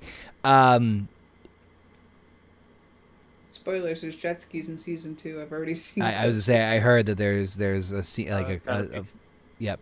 You have to be. It became such a fucking thing after the show. It's an interesting watching the relationship between Mobius and Loki kind of develop, and I think this is obviously the peak because Mobius does take a bit of a backseat after this episode. And this is kind of like the peak of their relationship and how because they don't have much dialogue between each other at this point, and Mobius kind of has his own thing, and it's that trusting Loki, and it's been a constant back and forth. I mean, granted, it's only been 4 episodes, but it's a back and forth between like who trusts who and whatnot, and Loki's finally telling the truth, and well, Mobius is gonna like, I have faith in him, and like, wow, we're all variants, but the next part, which I'm going to get to in a second, is what's that? It's the like, and it's established from the beginning. Like when they have, they're walking down fucking hallways with like suits that are reminiscent of like Russia and like Germany with these sashes over them and this moral superiority that they portray. It's very like, and it's done in such a way that I prefer. Instead of being like this, we are Germans, Heil Hitler. It's more like we're going to refer to it visually, and then we're going to have like reference to it on a level of writing that's been better than the rest. Yeah. Where it's like they're in the background, but it's not like they're not basically saying that's Hitler or that's this, right? They're just referring to like things of the past that are very much a government or a place of power takes over and forces people to do things. Hint. And I love that. Was I the only one that got like little vibes of like the Kremlin when they were in the TVA itself? Yeah, it's so like the lighting and the way that they've like they showed the whole thing. It was so very like, good God, I'm in a 1970s library and I can't escape. It's a dry. It's a very shithole. Yeah, it's a dry, crusty, like, It's and like all it takes is like somebody to get one small memory of something to be like, I'm done with this. Domino like that's effect. that's how fragile that level of control was for them. Yep. So it's great. This episode is this the episode? Wait, we're on episode 4. This is the episode that everything goes to shit. Yeah. Right? Yeah. So I mean, forgive me. I watched it all almost at once. It's okay. It's like hard well, let me watch an episode of What If, and that fried your brain. Yeah, I was like, oh my God. After watching some of this, and I watched What If, I'm like, oh, I can't fucking stand this shit. Yeah. So let me get through the rest of this. The part 4 for episode 4. Mobius frees Loki, and they're immediately confronted by Renslayer and the TVA troopers. Mobius acknowledges betrayal and variant status, leading to Renslayer ordering him to be pruned, seemingly killing him. Renslayer takes Loki and Sylvie to the Timekeepers, during which Sylvie asks Renslayer why she was first arrested, though Renslayer claims not to remember. The Timekeepers order Loki and Sylvie to be deleted, But B-15 frees the pair from their restraints. Loki and Sylvie team up to fight and defeat Renslayer and the Timekeeper's guards, though B-15 is knocked unconscious. Sylvie beheads a Timekeeper only to learn that they are all androids. As Loki attempts to tell Sylvie about his feelings, Renslayer recovers and prunes him. Angered, Sylvie overpowers her and demands the truth about the TVA. And of course, in the mid-credit scene, we see that Loki is not dead. He is actually alive, but he is awakened in another dimension and meets 4 other Loki variants who ask him to join them in order to survive. Yeah, this is definitely your shit hits the fan moment for sure. I mean, what the fuck? Did one of them not remind you of Christopher fucking Walken? The old one? Yeah, but he does a great job actually. Wow, look at all this chaos, glorious purpose. Wait, are you talking about the one of the Lokis, right? Yes. Yeah, okay, good. Because I was like, not one of the fucking the space lizards. I'm a crocodile. Wow. Wow, good time. So, I'm not a huge fan of B-15. Isn't it B-15? Isn't it like some sort of vitamin or some shit? The B-12. B-15 is the bomber. Airplane. B-52 is Better. a bomber. Better. Or But maybe B-15 is bomber too. I guess there's part of me that liked this part, but at the same time, it's like, what the fuck now? Right. Wow. Finger banging, telling you to go to the street corner. Like, what the fuck, man? You're fucking pruning everybody. Loki, is he dead? No, there's 4 other versions of him. I love What? how they do say that too. It's like, there's no such thing as like kill in their mindset. There, it's like, oh, we're pruning. We're fucking prune this and prune that, and it's like we're just Well, it's a we're branch. keepers of time. Yeah, exactly. It's, Right. You know, it's easy. It's a good way to say that we're caretakers, even though we're monsters at heart. So I think we all saw that the TVA being they're the timekeepers being not real. I thought they weren't even going to exist at all. 100%. I didn't think so either. I thought there was going to be no physical representation of them. But I think we Especially all when kind of they like, showed her go in that room and it was like all smoke, and I'm like, all smoke and mirrors. Okay. you were Yeah, thinking but no- like Wizard of Oz. Yeah, and it's kind of that. You're the man behind the curtain. It's really a much more elaborate version of that. But yeah, we'll get there. The Loki getting pruned was The worst was fucking what the Mobius fuck? getting pruned. Because I'm like, no, it's one of the main reasons I'm watching the show.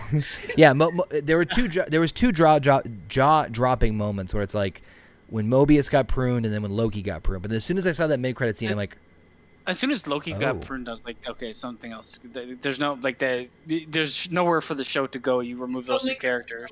War. It's like, and it's Marvel, so nobody ever really dies. so can you imagine how I felt when I saw this episode and episode 5 had not come out yet? Oh man, this was a really good like I'm like, binge what the watch fuck, for me. man? Really good binge watch for me, and I He better aired. he better I'll tell he you. better come back on a jet ski. God damn it!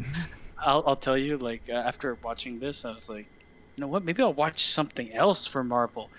Then I turned on What If, and I almost killed myself. I'm Okay, like, this is okay. not a good follow up. Hear me out. Good follow up. No. What if it? We'll get to What If, but What If is very serialized in terms of its episodes. I will say that Hawkeye is a fun little pleasant romp, which we'll get to. I would really go in with low expectations and not anything too getting crazy, but we'll get there.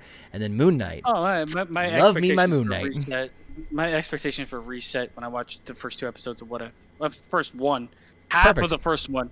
Yes. So anyway, let's raise those expectations with episode 5, which is Journey into Mystery.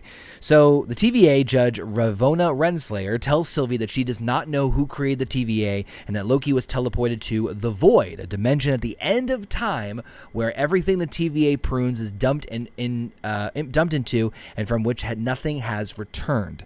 They also deduce that the TVA's creator is hiding in the timeline beyond the Void where they cannot be detected. I don't know why the fuck they thought that, but that part kind of like, there's a lot of head scratching moments. My fingers are bleeding. Jump to conclusions map. Yeah. What? Jump to conclusions. Fucking great movie. TVA mascot Miss Minutes and Renslayer stall for time until TVA Minutemen arrive. Facing capture, Sylvie prunes herself, but after interrogating and imprisoned Hunter B-15, Renslayer instructs Miss Minutes to help her find the TVA's creator. So, not too much really going on that part, but other than like Sylvie, pruning herself after grabbing a tempad. So, okay. Great I mission. gotta say, man, like With that, they establish, with that leading up to that, it's like timeline ends here in this chaotic storm, and there's nothing behind it. When you're pruned, you're sent into this chaotic event, and you are done. That's it. That's what's explained. Right, it presumably. makes sense because Sylvie comes up with it. Get through the storm. It makes sense because her character comes up with it. That's what she's been doing the whole fucking time. Yeah, exactly. So that I could get behind. The way that they like show the technology of the TVA is so like it's so much better than like they wanted it to be simplistic and they wanted it to be visual, and they chose the right way to do that instead of, if you recall, like fucking Jurassic Park where she's going through like polygons and shit to like hack something. I'm like, this is a way that's so accessible for anybody, like any age group, to be like, oh, they're loading, they're accessing files. It's a fucking little clippy. Yeah. Wandering around. It's a Rolodex. Like, it's simplistic, but if all the computing was done behind the AI, I could believe it. Yeah, absolutely. So that was interesting. Same with Altion, Altoids. Eliath. Yeah, there we go. It's like Goliath without the G. Why'd they drop the G? Something. Too much money. Meanwhile, Loki learns from 4 time variants of himself: Boastful Loki, Classic Loki, Kid Loki, and Alligator Loki, that Eliath, a massive cloud-like creature, hunts and kills all life in the void. Upon arriving, Sylvie briefly enchants Eliath before receiving help from, of course, her former TVA member Mobius and Mobius in escaping the creature. Now, how big is this fucking place? Because it seems like everybody's within a square mile of each other. It feels like it, but at the same time, you're watching her run her ass off trying to get away from this cloud, and then I would imagine it's just like a small plane of existence. I would think so because too. If it's a planet, that motherfucker's not big enough to eat everything. I will also say this. Easter eggs galore. Fucking Jesus! From the Thanos copter to looking at like there's a helicarrier in the back. No, not enough time. You see the Living Tribunal in the background. There's way too much time for going over Easter eggs. Frog Thor. I love the part. There was one line specifically where where the main Loki, Tom Hiddleston, is trying to wrap his head around what the fuck's going on. They're trying to escape Eliath, and he's like, he goes, "This is all going on, blah blah blah." But yeah, he goes, "An alligator Loki of me," which I have to admit is not the least bit like like worrying or like the weirdest thing I've seen. Yeah. Or some shit like that. Yeah. I have this like theory that I don't think the alligator I had seen today. Yeah, right. I don't think the alligator Loki is even a fucking Loki. I think it's just they put horns on it. And I love how classic Loki can understand him. Yeah, because he's just fucking bullshitting. It's just great. So anyway, intending to rule, boastful Loki betrays the other Lokis for a second Loki group led by President Loki. However, the Lokis betray each other, sparking a fight. Love it. Classic Loki helps Alligator Loki, Kid Loki, and Loki escape and eventually find Sylvie and Mobius. Using a tempad Sylvie stole from Renslayer, Mobius chooses to return to the TVA and reveal the truth about the organization to its employees, and he asks the Loki variants to come with him, but they of course all stay behind. After the variants escape, Loki attempts to distract Eliath so Sylvie can enchant it, but both fail until Classic Loki returns and creates a life-sized illusion of Asgard to distract Eliath, saving Sylvie and sacrificing himself in the process. Working together, Sylvie and Loki enchant Eliath, revealing a citadel beyond the void, which of course they walk towards. I can't believe I said Loki that many times in one fucking sentence. the brawl with all of them. How could you not love that? That was fucking great. I didn't realize he was President Loki.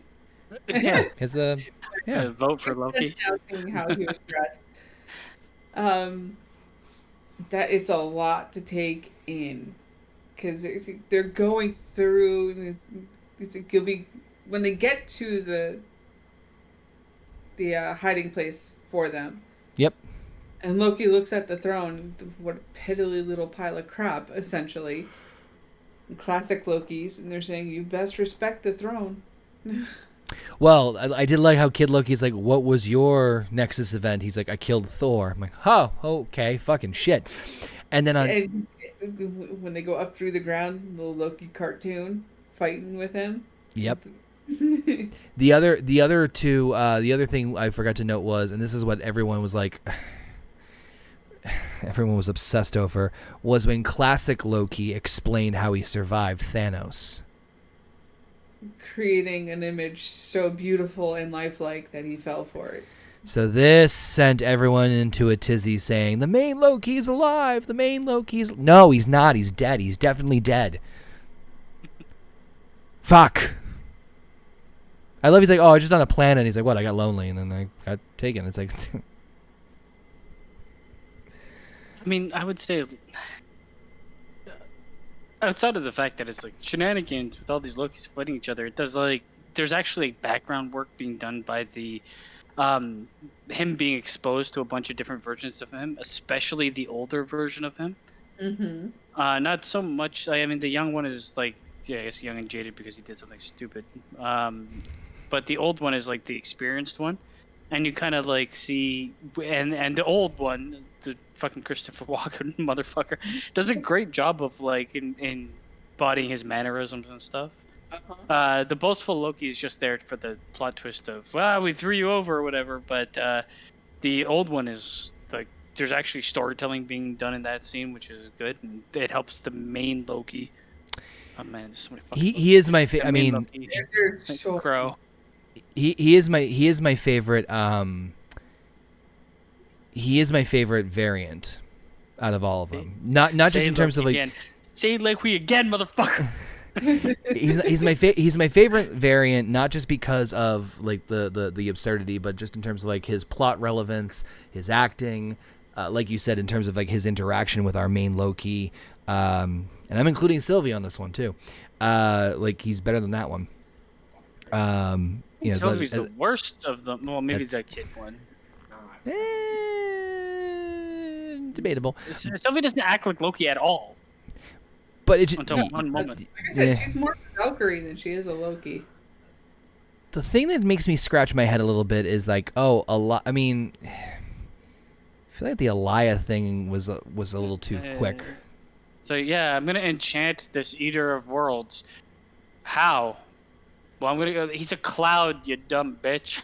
Well, but that's what. Well, no, I can get behind that because it's one thing if she's like, oh, I'm going to enchant it, but if like she didn't think she could do it, then, you know what I mean? Like, so the fact that she was able to like briefly do it's like, oh shit, there's a possibility I could do this. I can get behind that. Yeah, it's just like it seems. It seems very like quick and convenient for it to be. I mean, I'll accept it because they spent time developing that as her main ability, but it's like the stronger the mind, the harder it is for me. So let's hold hands. So I don't understand how holding hands with somebody that doesn't know how to do it strengthens it. Because he's Loki. There we go. Bitch. I swear, if we ever get a black cat, I'm gonna name it Loki. Sweet. Could be green. Get a green cat. Yeah, Loki. or no, get a green an collar. alligator. Mm-hmm. Get an alligator. Name it Loki. It's Flush illegal. down the toilet. So now we get to episode 6. For all time, always. And you talk about exposition. Whoo-hoo. This is actually one of the reasons I actually really enjoyed this show, because there's way more talking than there is action. And well, I'm not complaining about it. I'm just saying that this is fucking action in these fucking things. I'm not complaining about it, but there is a massive reveal in this one, and so hold on to your butts. So Loki and Sylvie enter the Citadel at the end of time, where they are greeted by, of course, Miss Minutes. I fucking pissed myself with the jump scare. I'm not gonna lie. She relays an offer from her master, He Who Remains, to return them to the sacred timeline while offering him sovereignty and her happiness. However, the duo instantly reject the offer. Meanwhile, back at the Time Variance Authority headquarters, Judge Ravonna Renslayer receives information sent by He Who Remains via Miss Minutes. Mobius and Mobius confronts Renslayer and both accuse each other of betrayal. Renslayer leaves to search for free will after overcoming Mobius's attempt at pruning her, which I just thought was fucking funny. He's like, I'm going to catch you. Ow. And then, like, that was it. Instant overpower.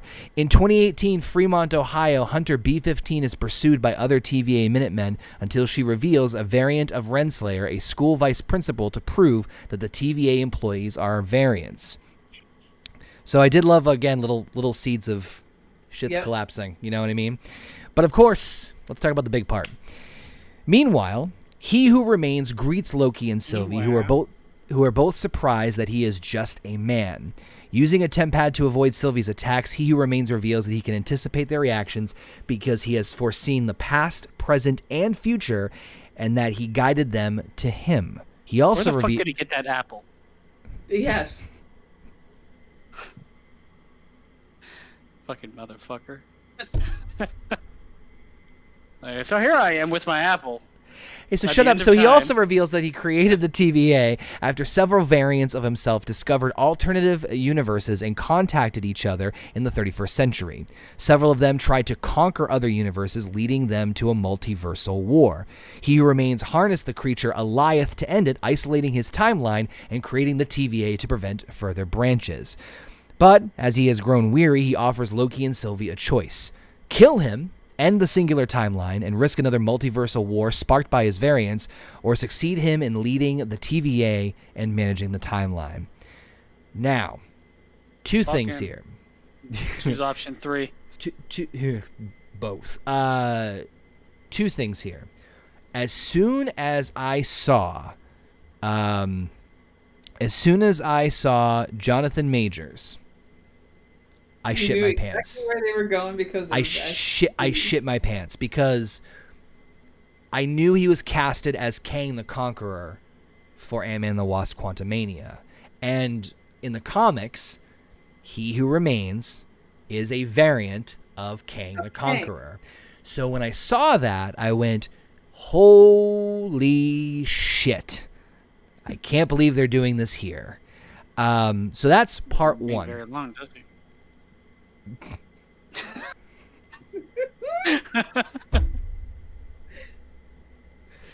God damn it. So the other part of it was he's extremely charismatic. He's very I love his personality. His acting's fantastic, and the exposition is very solid, and everything makes sense. The two things I took away from this, though, well, actually three things, was one, oh shit, we're seeing a variant of Kang the Conqueror, so shit could hit the fan. Two, this is up there with Thanos level kind of shit. And three, what a great foil for Sylvie and Loki to fight over. Even before they even jumped at each other's throats, I'm like, I love everything about this. Exactly. That's perfect. And it's also, hey, you want to see where the MCU is going? Finally. It's like, yes, I do want to see where it's going, and this is where it's going. And it's like, I mean, so from my understanding too, this variation of Kang that they meet, and I think that the actor does a good job to be like very like flamboyant and over the top. Yes. But because I have a feeling when we see him again, he's just going to be a warlord. Well, or closer to that than this. Yeah. I don't think he's going to be the same flamboyant acting. No. He'll be much more destructive. But my point is that, like, if Jonathan Walters can do this, you know, oh yeah, he's gonna kill it. Or Jonathan Majors, excuse me. I hope they do not. I hope personally that they don't CGI him. I don't think you need to. I mean, you could do like CGI suit or whatever, but So I think you don't want to keep his face. So, for those of you who don't know what Kang looks like in the comics, he has a blue face with like, a mess, weird helmet. There has been leaks of his appearance in Ant-Man and the Wasp: Quantumania from Comic-Con, and it doesn't appear like they're going that way. It looks like they're just going to make him look relatively normal, kind of like what he looks like now. They'll probably hinted it in some way. I'm sure there's point. There's like probably a variant with of it. A blue tint. But there was just what the suit looks like until it's time. But just that scene with him at the table explaining everything, and it just so many things. I'm like, holy fuck! Does anybody understand what's going on? It's such a great payoff for the way that the story's been, because it's like this is the alternative to what we have is absolute chaos, and what we have is absolutely terrible. So it's either like stay slave-minded and stop things from changing for fear of where they might change to. And that's his idea. He's like, I've seen this happen, so I've stopped it. But he never saw the extent to where it could end up.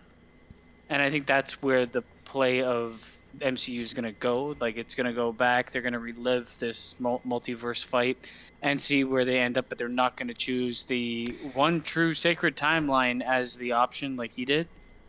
But it's also great because it's like, morally, what the fuck would you really do? So this also opened up a lot of doors for, this is kind of where the argument of like, oh, MCU doesn't know what the fuck they're doing and they don't know where they're going, because you did have so many, at this point in time, you have like, well, shit, you have stuff with Wanda, you now have stuff with multiverse, you now have stuff but with I didn't understand, because I've watched, this was released how long ago? And I've seen things since this. And people are still like, I don't know where this is going. I'm like, what the fuck? How do you not know where this is going? So that's my point. If you've seen this show, it Yeah. makes no sense. Yeah. Why would you say that? Everyone watched the movies and not watched any of the shows. So, I mean, which is another problem of over-reliance on, like... We'll get there when we get to Doctor Strange. But, I don't know. Like, I know, I mean, obviously, I have a little bit more of the comic knowledge. Did you guys have a little bit more of like the holy shit kind of feeling when this all took place? I had no idea who the fuck this was. I had to Google it later. But even afterwards. I mean, afterwards, I'm like, okay, this is actually very interesting. I'm actually very interested. Finally. This is what I said. Like, this show finally gave me something. I mean, the Marvel Universe gave me something to be like, I am kind of excited to see where it goes. And I will say the introduction of his character is done far better than the introduction of Thanos. Yes. And it's because they have so much more going on. Thanos was just like a man sitting on a chair in space for literally 10 years. Then he's like, I guess I'll do it myself. What about you, Heather? Did you feel... How did you feel about after this whole like exposition? Well, like I said, when talking the last time we did Marvel Roundtable, I'd started watching the show very briefly after the entire series was finally fully released on Disney Plus. But I never got to finish it. So seeing what they released at SCC, the SDCC, and then seeing the end of this, it's like, oh, they're pulling the trigger here. Got it. Yeah, that so, like I was mentioning before, at this point when this was released, a lot of people were still confused over like, where the fuck is this going? And now, as of a couple weekends ago at the San Diego Comic-Con, it has been confirmed that we are now in the multiverse saga. So the significance of this is pretty fucking huge. Go figure, Loki causes the first saga. And then he causes the second one. Motherfucker. It's He's the key to all demise. God damn it. No, it's I think the thing that the way the show actually develops, though it deals with like large topics and like jumping between worlds and things like that, it's also like very small in terms of how it's viewed. Like, we're not jumping around to 18 different characters all over the place and trying to make sense of things. Like, the subject matter is contained and at the same time you explore so much. This is what I wish Doctor Strange was a bit more of. Yes. Yeah, it would make a lot more sense. This is a better, way better interpretation of what they should have done there. Yep. Not disagreeing with you on that one. But as the timeline begins to diverge, He Who Remains finds that he can no longer anticipate the future, and Sylvie tries to kill him, but Loki fights her, fearing He Who Remains might be right and pleading that he wants to keep her safe. They do kiss, but Sylvie uses the Tempad to send Loki back to the TVA headquarters and kills a surrendering He Who Remains, unleashing a multiverse of timelines that cannot be pruned. Loki tries to warn B-15 and Mobius about He Who Remains' variants, but they don't recognize him, with Loki then discovering that a statue of one of the variants has replaced those of the Timekeepers. The ending of this show, it's the best one out of every single. I have seen every Marvel, MCU, Disney Plus show, and it is the best ending. Just that ominous moment of Loki, like realizing how fucked they are, and seeing the statue of He Who Remains, or a variant of He Who Remains, replacing the Timekeeper. And of course, the mid-credit scene does show that says it's a stamp on one of the forms that says Loki will return in season 2, which is the first and so far only. There's another one. Disney Plus show that is going to get a second season. But man, that ominous ending, I was like, oh god, this. Did you believe that, like, Disney? Wacky. There's so much. This is it. Like, this was the thing for Disney. I don't know if they thought that this was going to be the thing, but this for me is the thing that's most important that I've seen so far. Yep. And I have to think they knew that, because they immediately had the second season greenlit, and they wanted this to be the jumping point, which is kind of a piss off because there's multiple places you could have done this. And you'd think you'd do it on like a theatrical release and not a television show. But in the end, I'm glad it actually fucking even happened. And am I the only person that like kind of got like fucking Adam and Eve vibes from the whole final part? Not only was there like the fucking Apple bullshit, but there was also the man and the woman fighting over the option, and her choosing the one that I think is the most destructive. Yes. Because she was selfish.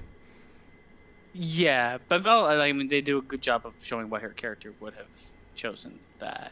Yeah. But it is. No, I didn't even think of that, but that's actually a good point. I do feel like this show would have done better if they devoted a bit more time to her character, making her more of a character than what she is. Like she's not enough of what she should be. Not where they leave off here. No, but I also feel like her introduction and everything is kind of like, yes, she's got this harrowing background. Yes, she's better at everything than you for some reason. Yes, she's like whatever. It's like, I just don't. She just seemed to be too self-driven.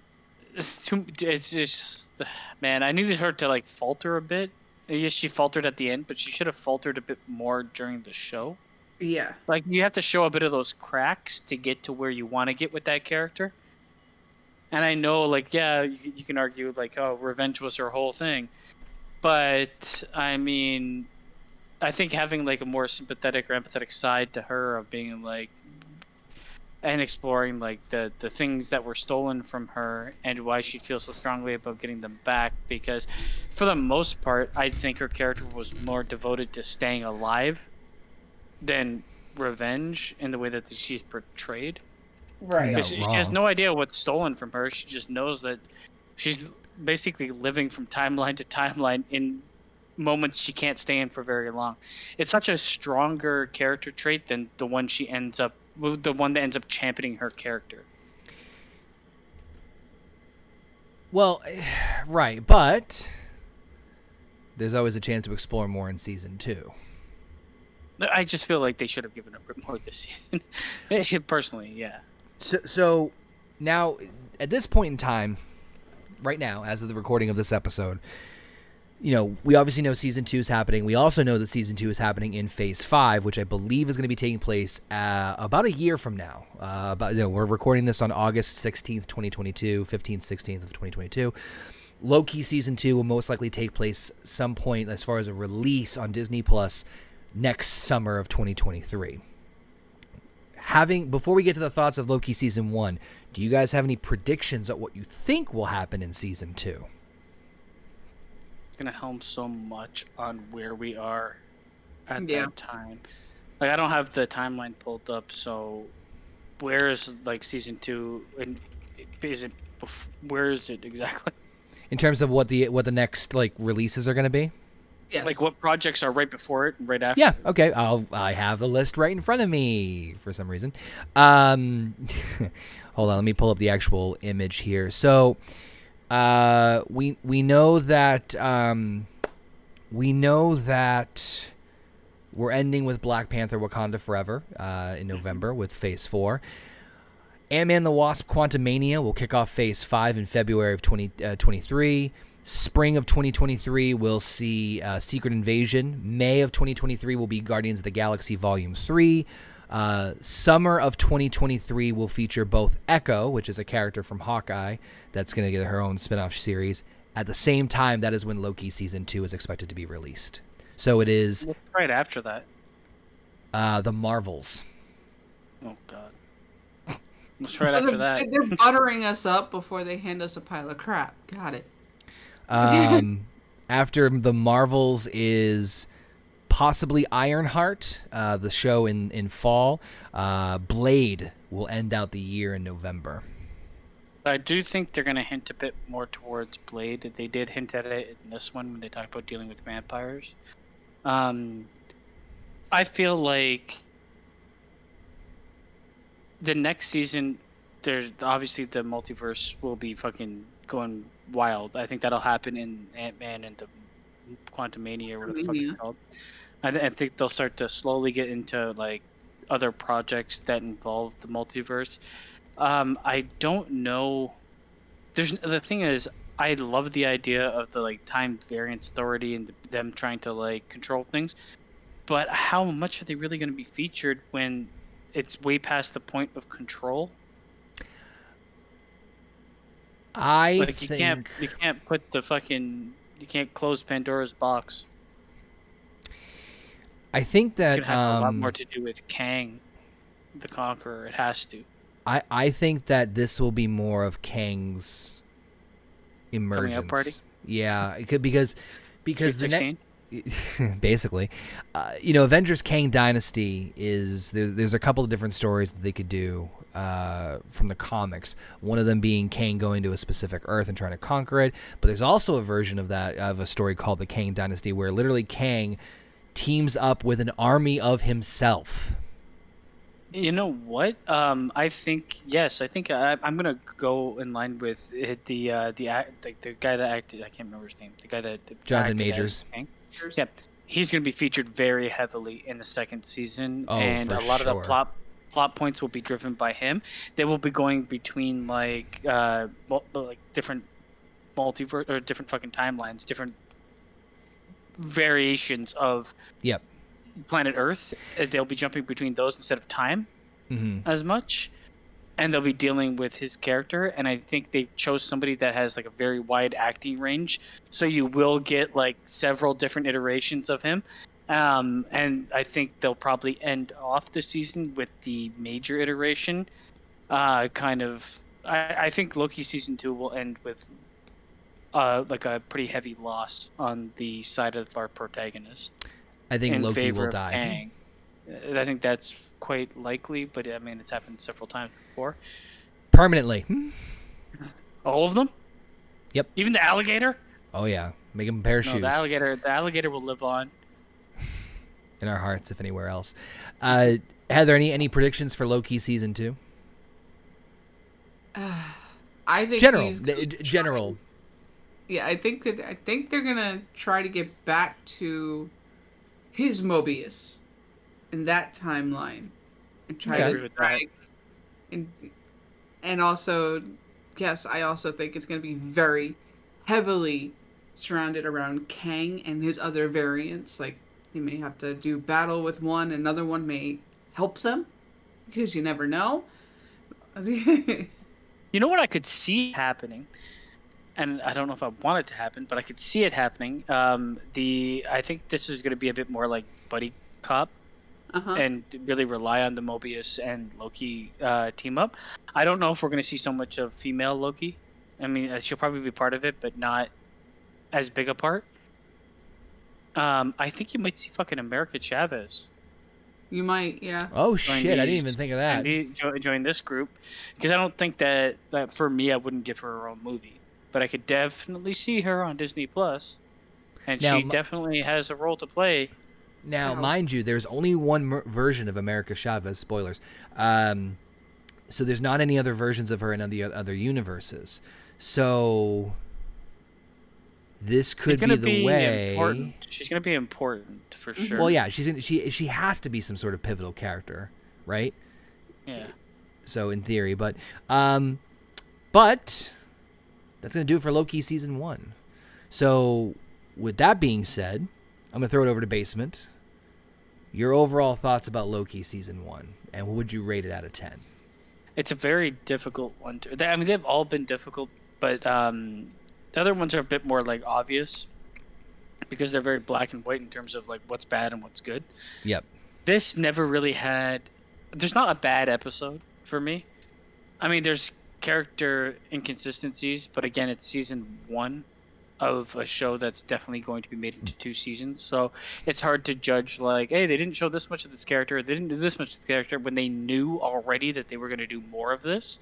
As a standalone, there's too much I liked about this to give it any less than an 8. Wow. Okay. So I mean, it's above the last 2.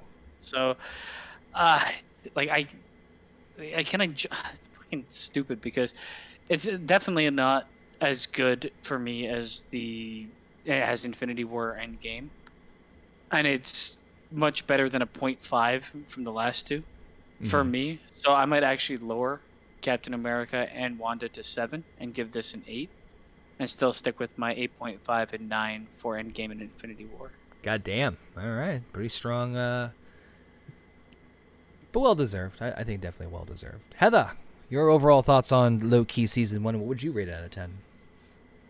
It was a good show. Like Basement said, there was definitely episode 3 was that little dip that could have been done better if it was robots instead of human beings. There's obvious places where they're like, fuck it. And time travel? Fuck it. Yeah. Yeah, exactly.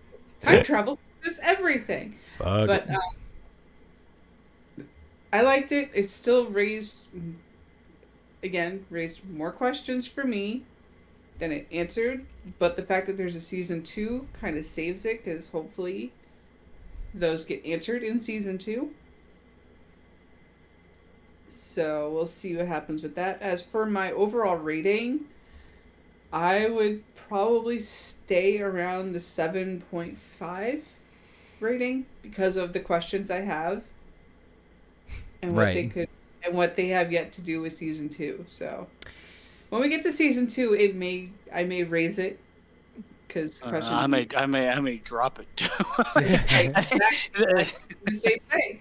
The thing is too, like I feel like this, and I could be completely wrong, but I don't think I am. This is so pivotal to the MCU franchise that it's hard to not see how its importance. And a lot of the times we've rated these movies is like its importance, especially since we've been retro watching them, and we know where it goes.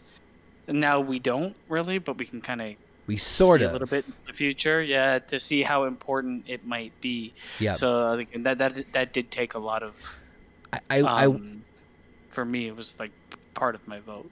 I will say that now that we're getting closer to being caught up, it's going to be interesting, not just for myself, but also for you guys, because you guys haven't watched everything like I have, because you have lives. to how it's going to, like, when you see, like, oh shit, that's referring to the that's from the other things, they're from things, you know, in terms of either references or important plot threads that will connect things together. So it's kind of like almost rediscovering, like, you know, was with the Infinity Saga, as far as like, oh, this is going to tie into this and blah, blah. And you're right, like the pivotal crucial moments. Loki clearly blew my expectations out of the fucking water. Because, like I said, I went into it with very low expectations and not really caring, and then here we are. It is a cornerstone for the entire fucking saga, let alone the next 3 phases of Marvel's master plan to eventually give us Avengers Secret Wars. Sylvie, to me, was the weak point of the show. That in terms of a character, Tom Hiddleston, Owen Wilson, the woman who played Ravonna Renslayer. Yeah, Gugu Mbata Ra. Yep. And Jonathan Majors, gold. All 4 of them were absolutely fantastic. Even episode 3, which I think we all agree was the lull, still had a lot of great things in there that I really enjoyed, whether it be small contained moments like you know, Loki singing drunkily and you know, having fun. She sings go home, or you know, bigger ramifications, or like the oh shit of like, oh, the Ark's fucking exploding despite these what we think are robots trying to stop us. Also, like the pretty interesting representation of that city, and like a culture where like they were all dressed like fucking from the Fifth Element. Actually, it reminded me more of Tron. Yeah, they got like they did reach to different things. Yeah, I think it's a little bit of mix of both, you know, because that's all we can afford with Walmart nowadays. I would also say, Conor, the theme in this one is so much stronger. Like you got fucking what the Falcon and Winter Soldier, where the theme is belonging and race issues, and then the theme in Wanda, which is grief, and then this one is more like a faith and free will, which is in my mind way stronger than the other. I agree. Even though I still like, even though I fanboy over Falcon and Winter Soldier, Loki did a lot more things right that Falcon and Winter Soldier did not. Or not that they failed at it, but they Loki perfected certain aspects that Falcon and Winter Soldier was trying to / sort of strong in, as far as some themes and characters. 100%. I still have a soft spot for Falcon and Winter Soldier myself, for just I'm biased like that. But I acknowledge that Loki's like theme and carrying the theme throughout the whole show, much more consistent than Falcon. I will not deny that. Oh, this one's tough to rate. 10. It's definitely not 10. No. There's too many. No. problems with it to be anywhere close. I will. Life of living, there's never been anything that has been a perfect 10. I will not. I I'll will go go high. on record. I will go on record and say that most likely, unless something comes along in the next, future, I will go on record and say I will most likely not give anything a 10 on the Roundtable. I definitely won't. I don't even know about 9.5. That's gonna be like. I can go 9.5, but maybe not on Marvel. I can go 9.5 when looking at movies, but a 10, ooh man, that's that's like you're not missing a. Nothing is wrong with this. That's Most impossible. flawless Right. thing ever made. Yeah.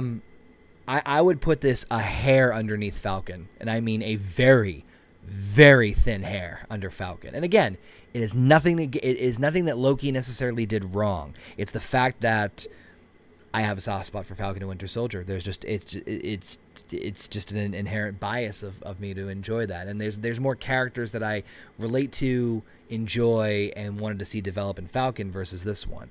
I understand they're two very different shows, thematically, presentation, but I would say, like, if I gave Falcon and Winter Soldier like an 8.5, Loki would be like an 8.45. Like, it's that fucking close. I can't remember what I gave Falcon, but if I gave Falcon an 8.5, that's how fucking close Loki would be. Like you either gave it an 8 or an 8.5. I can't remember. Yeah, I knew it was one of the two. I want to say it was 8.5, but regardless, it would be that close of a hair underneath it because there was so much to enjoy. And I will say that, again, being such a pivotal, like, holy fuck, they're going to go in this direction moment, was another big, I mean, great acting. The story was mostly solid. The theme was great. And then the, like, oh, this is where, this is the bomb we're going to drop here on you. And this is going to be. The presentation, too, was just so, like, unique. Different, yeah. But it never went 100% where I wanted it to go in terms of how fucking wild they could have made it. True. Yeah. But it still took a lot of steps in the right direction. It could have been so like stylized that it would have, in my opinion, been better for it. But still solid. Absolutely. But that being said, folks, that's going to do it for Loki Season 1. I want to thank everybody for tuning in here, right here on the Marvel Roundtable on the Horny Goat YouTube channel and the Horny Goat Podcasting Network. We did run the poll throughout the entire stream. We had 9 votes in the chat, which we appreciate all you guys doing. 55% of people said they would rate Loki Season 1 anywhere between an 8 and 9. 33% gave it a perfect 10, with 11% giving it anywhere from 6 to 7, which means nobody voted this anything lower than a 6. Which, yeah, absolutely. With that being said, Heather, Basement, anything you want to say before we wrap up this roundtable? Fingers crossed season 2 gives us more information that we need. Well, I mean, More I'm answers. looking at season 2 being more of like a device to further the storyline for the movies. And if it does that well, then that's probably a win. There's also, I mean, fuck, who knows, man? Who knows where we are in a year and how stupid this motherfucking shit can get? But this was, yeah, well, I've accepted time travel to be nonsensical. Still, very, very solid show, and I mean, I had nothing really bad to say about it. In all honesty. Except fuck Sylvie. Anyway, Not that bad. Not that bad. I'm just teasing.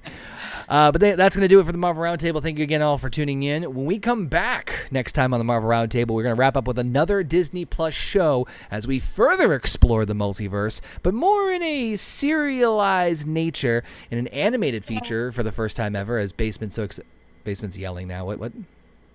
Nothing. As we explore and follow along with Watu the Watcher and ask the age-old question, what if?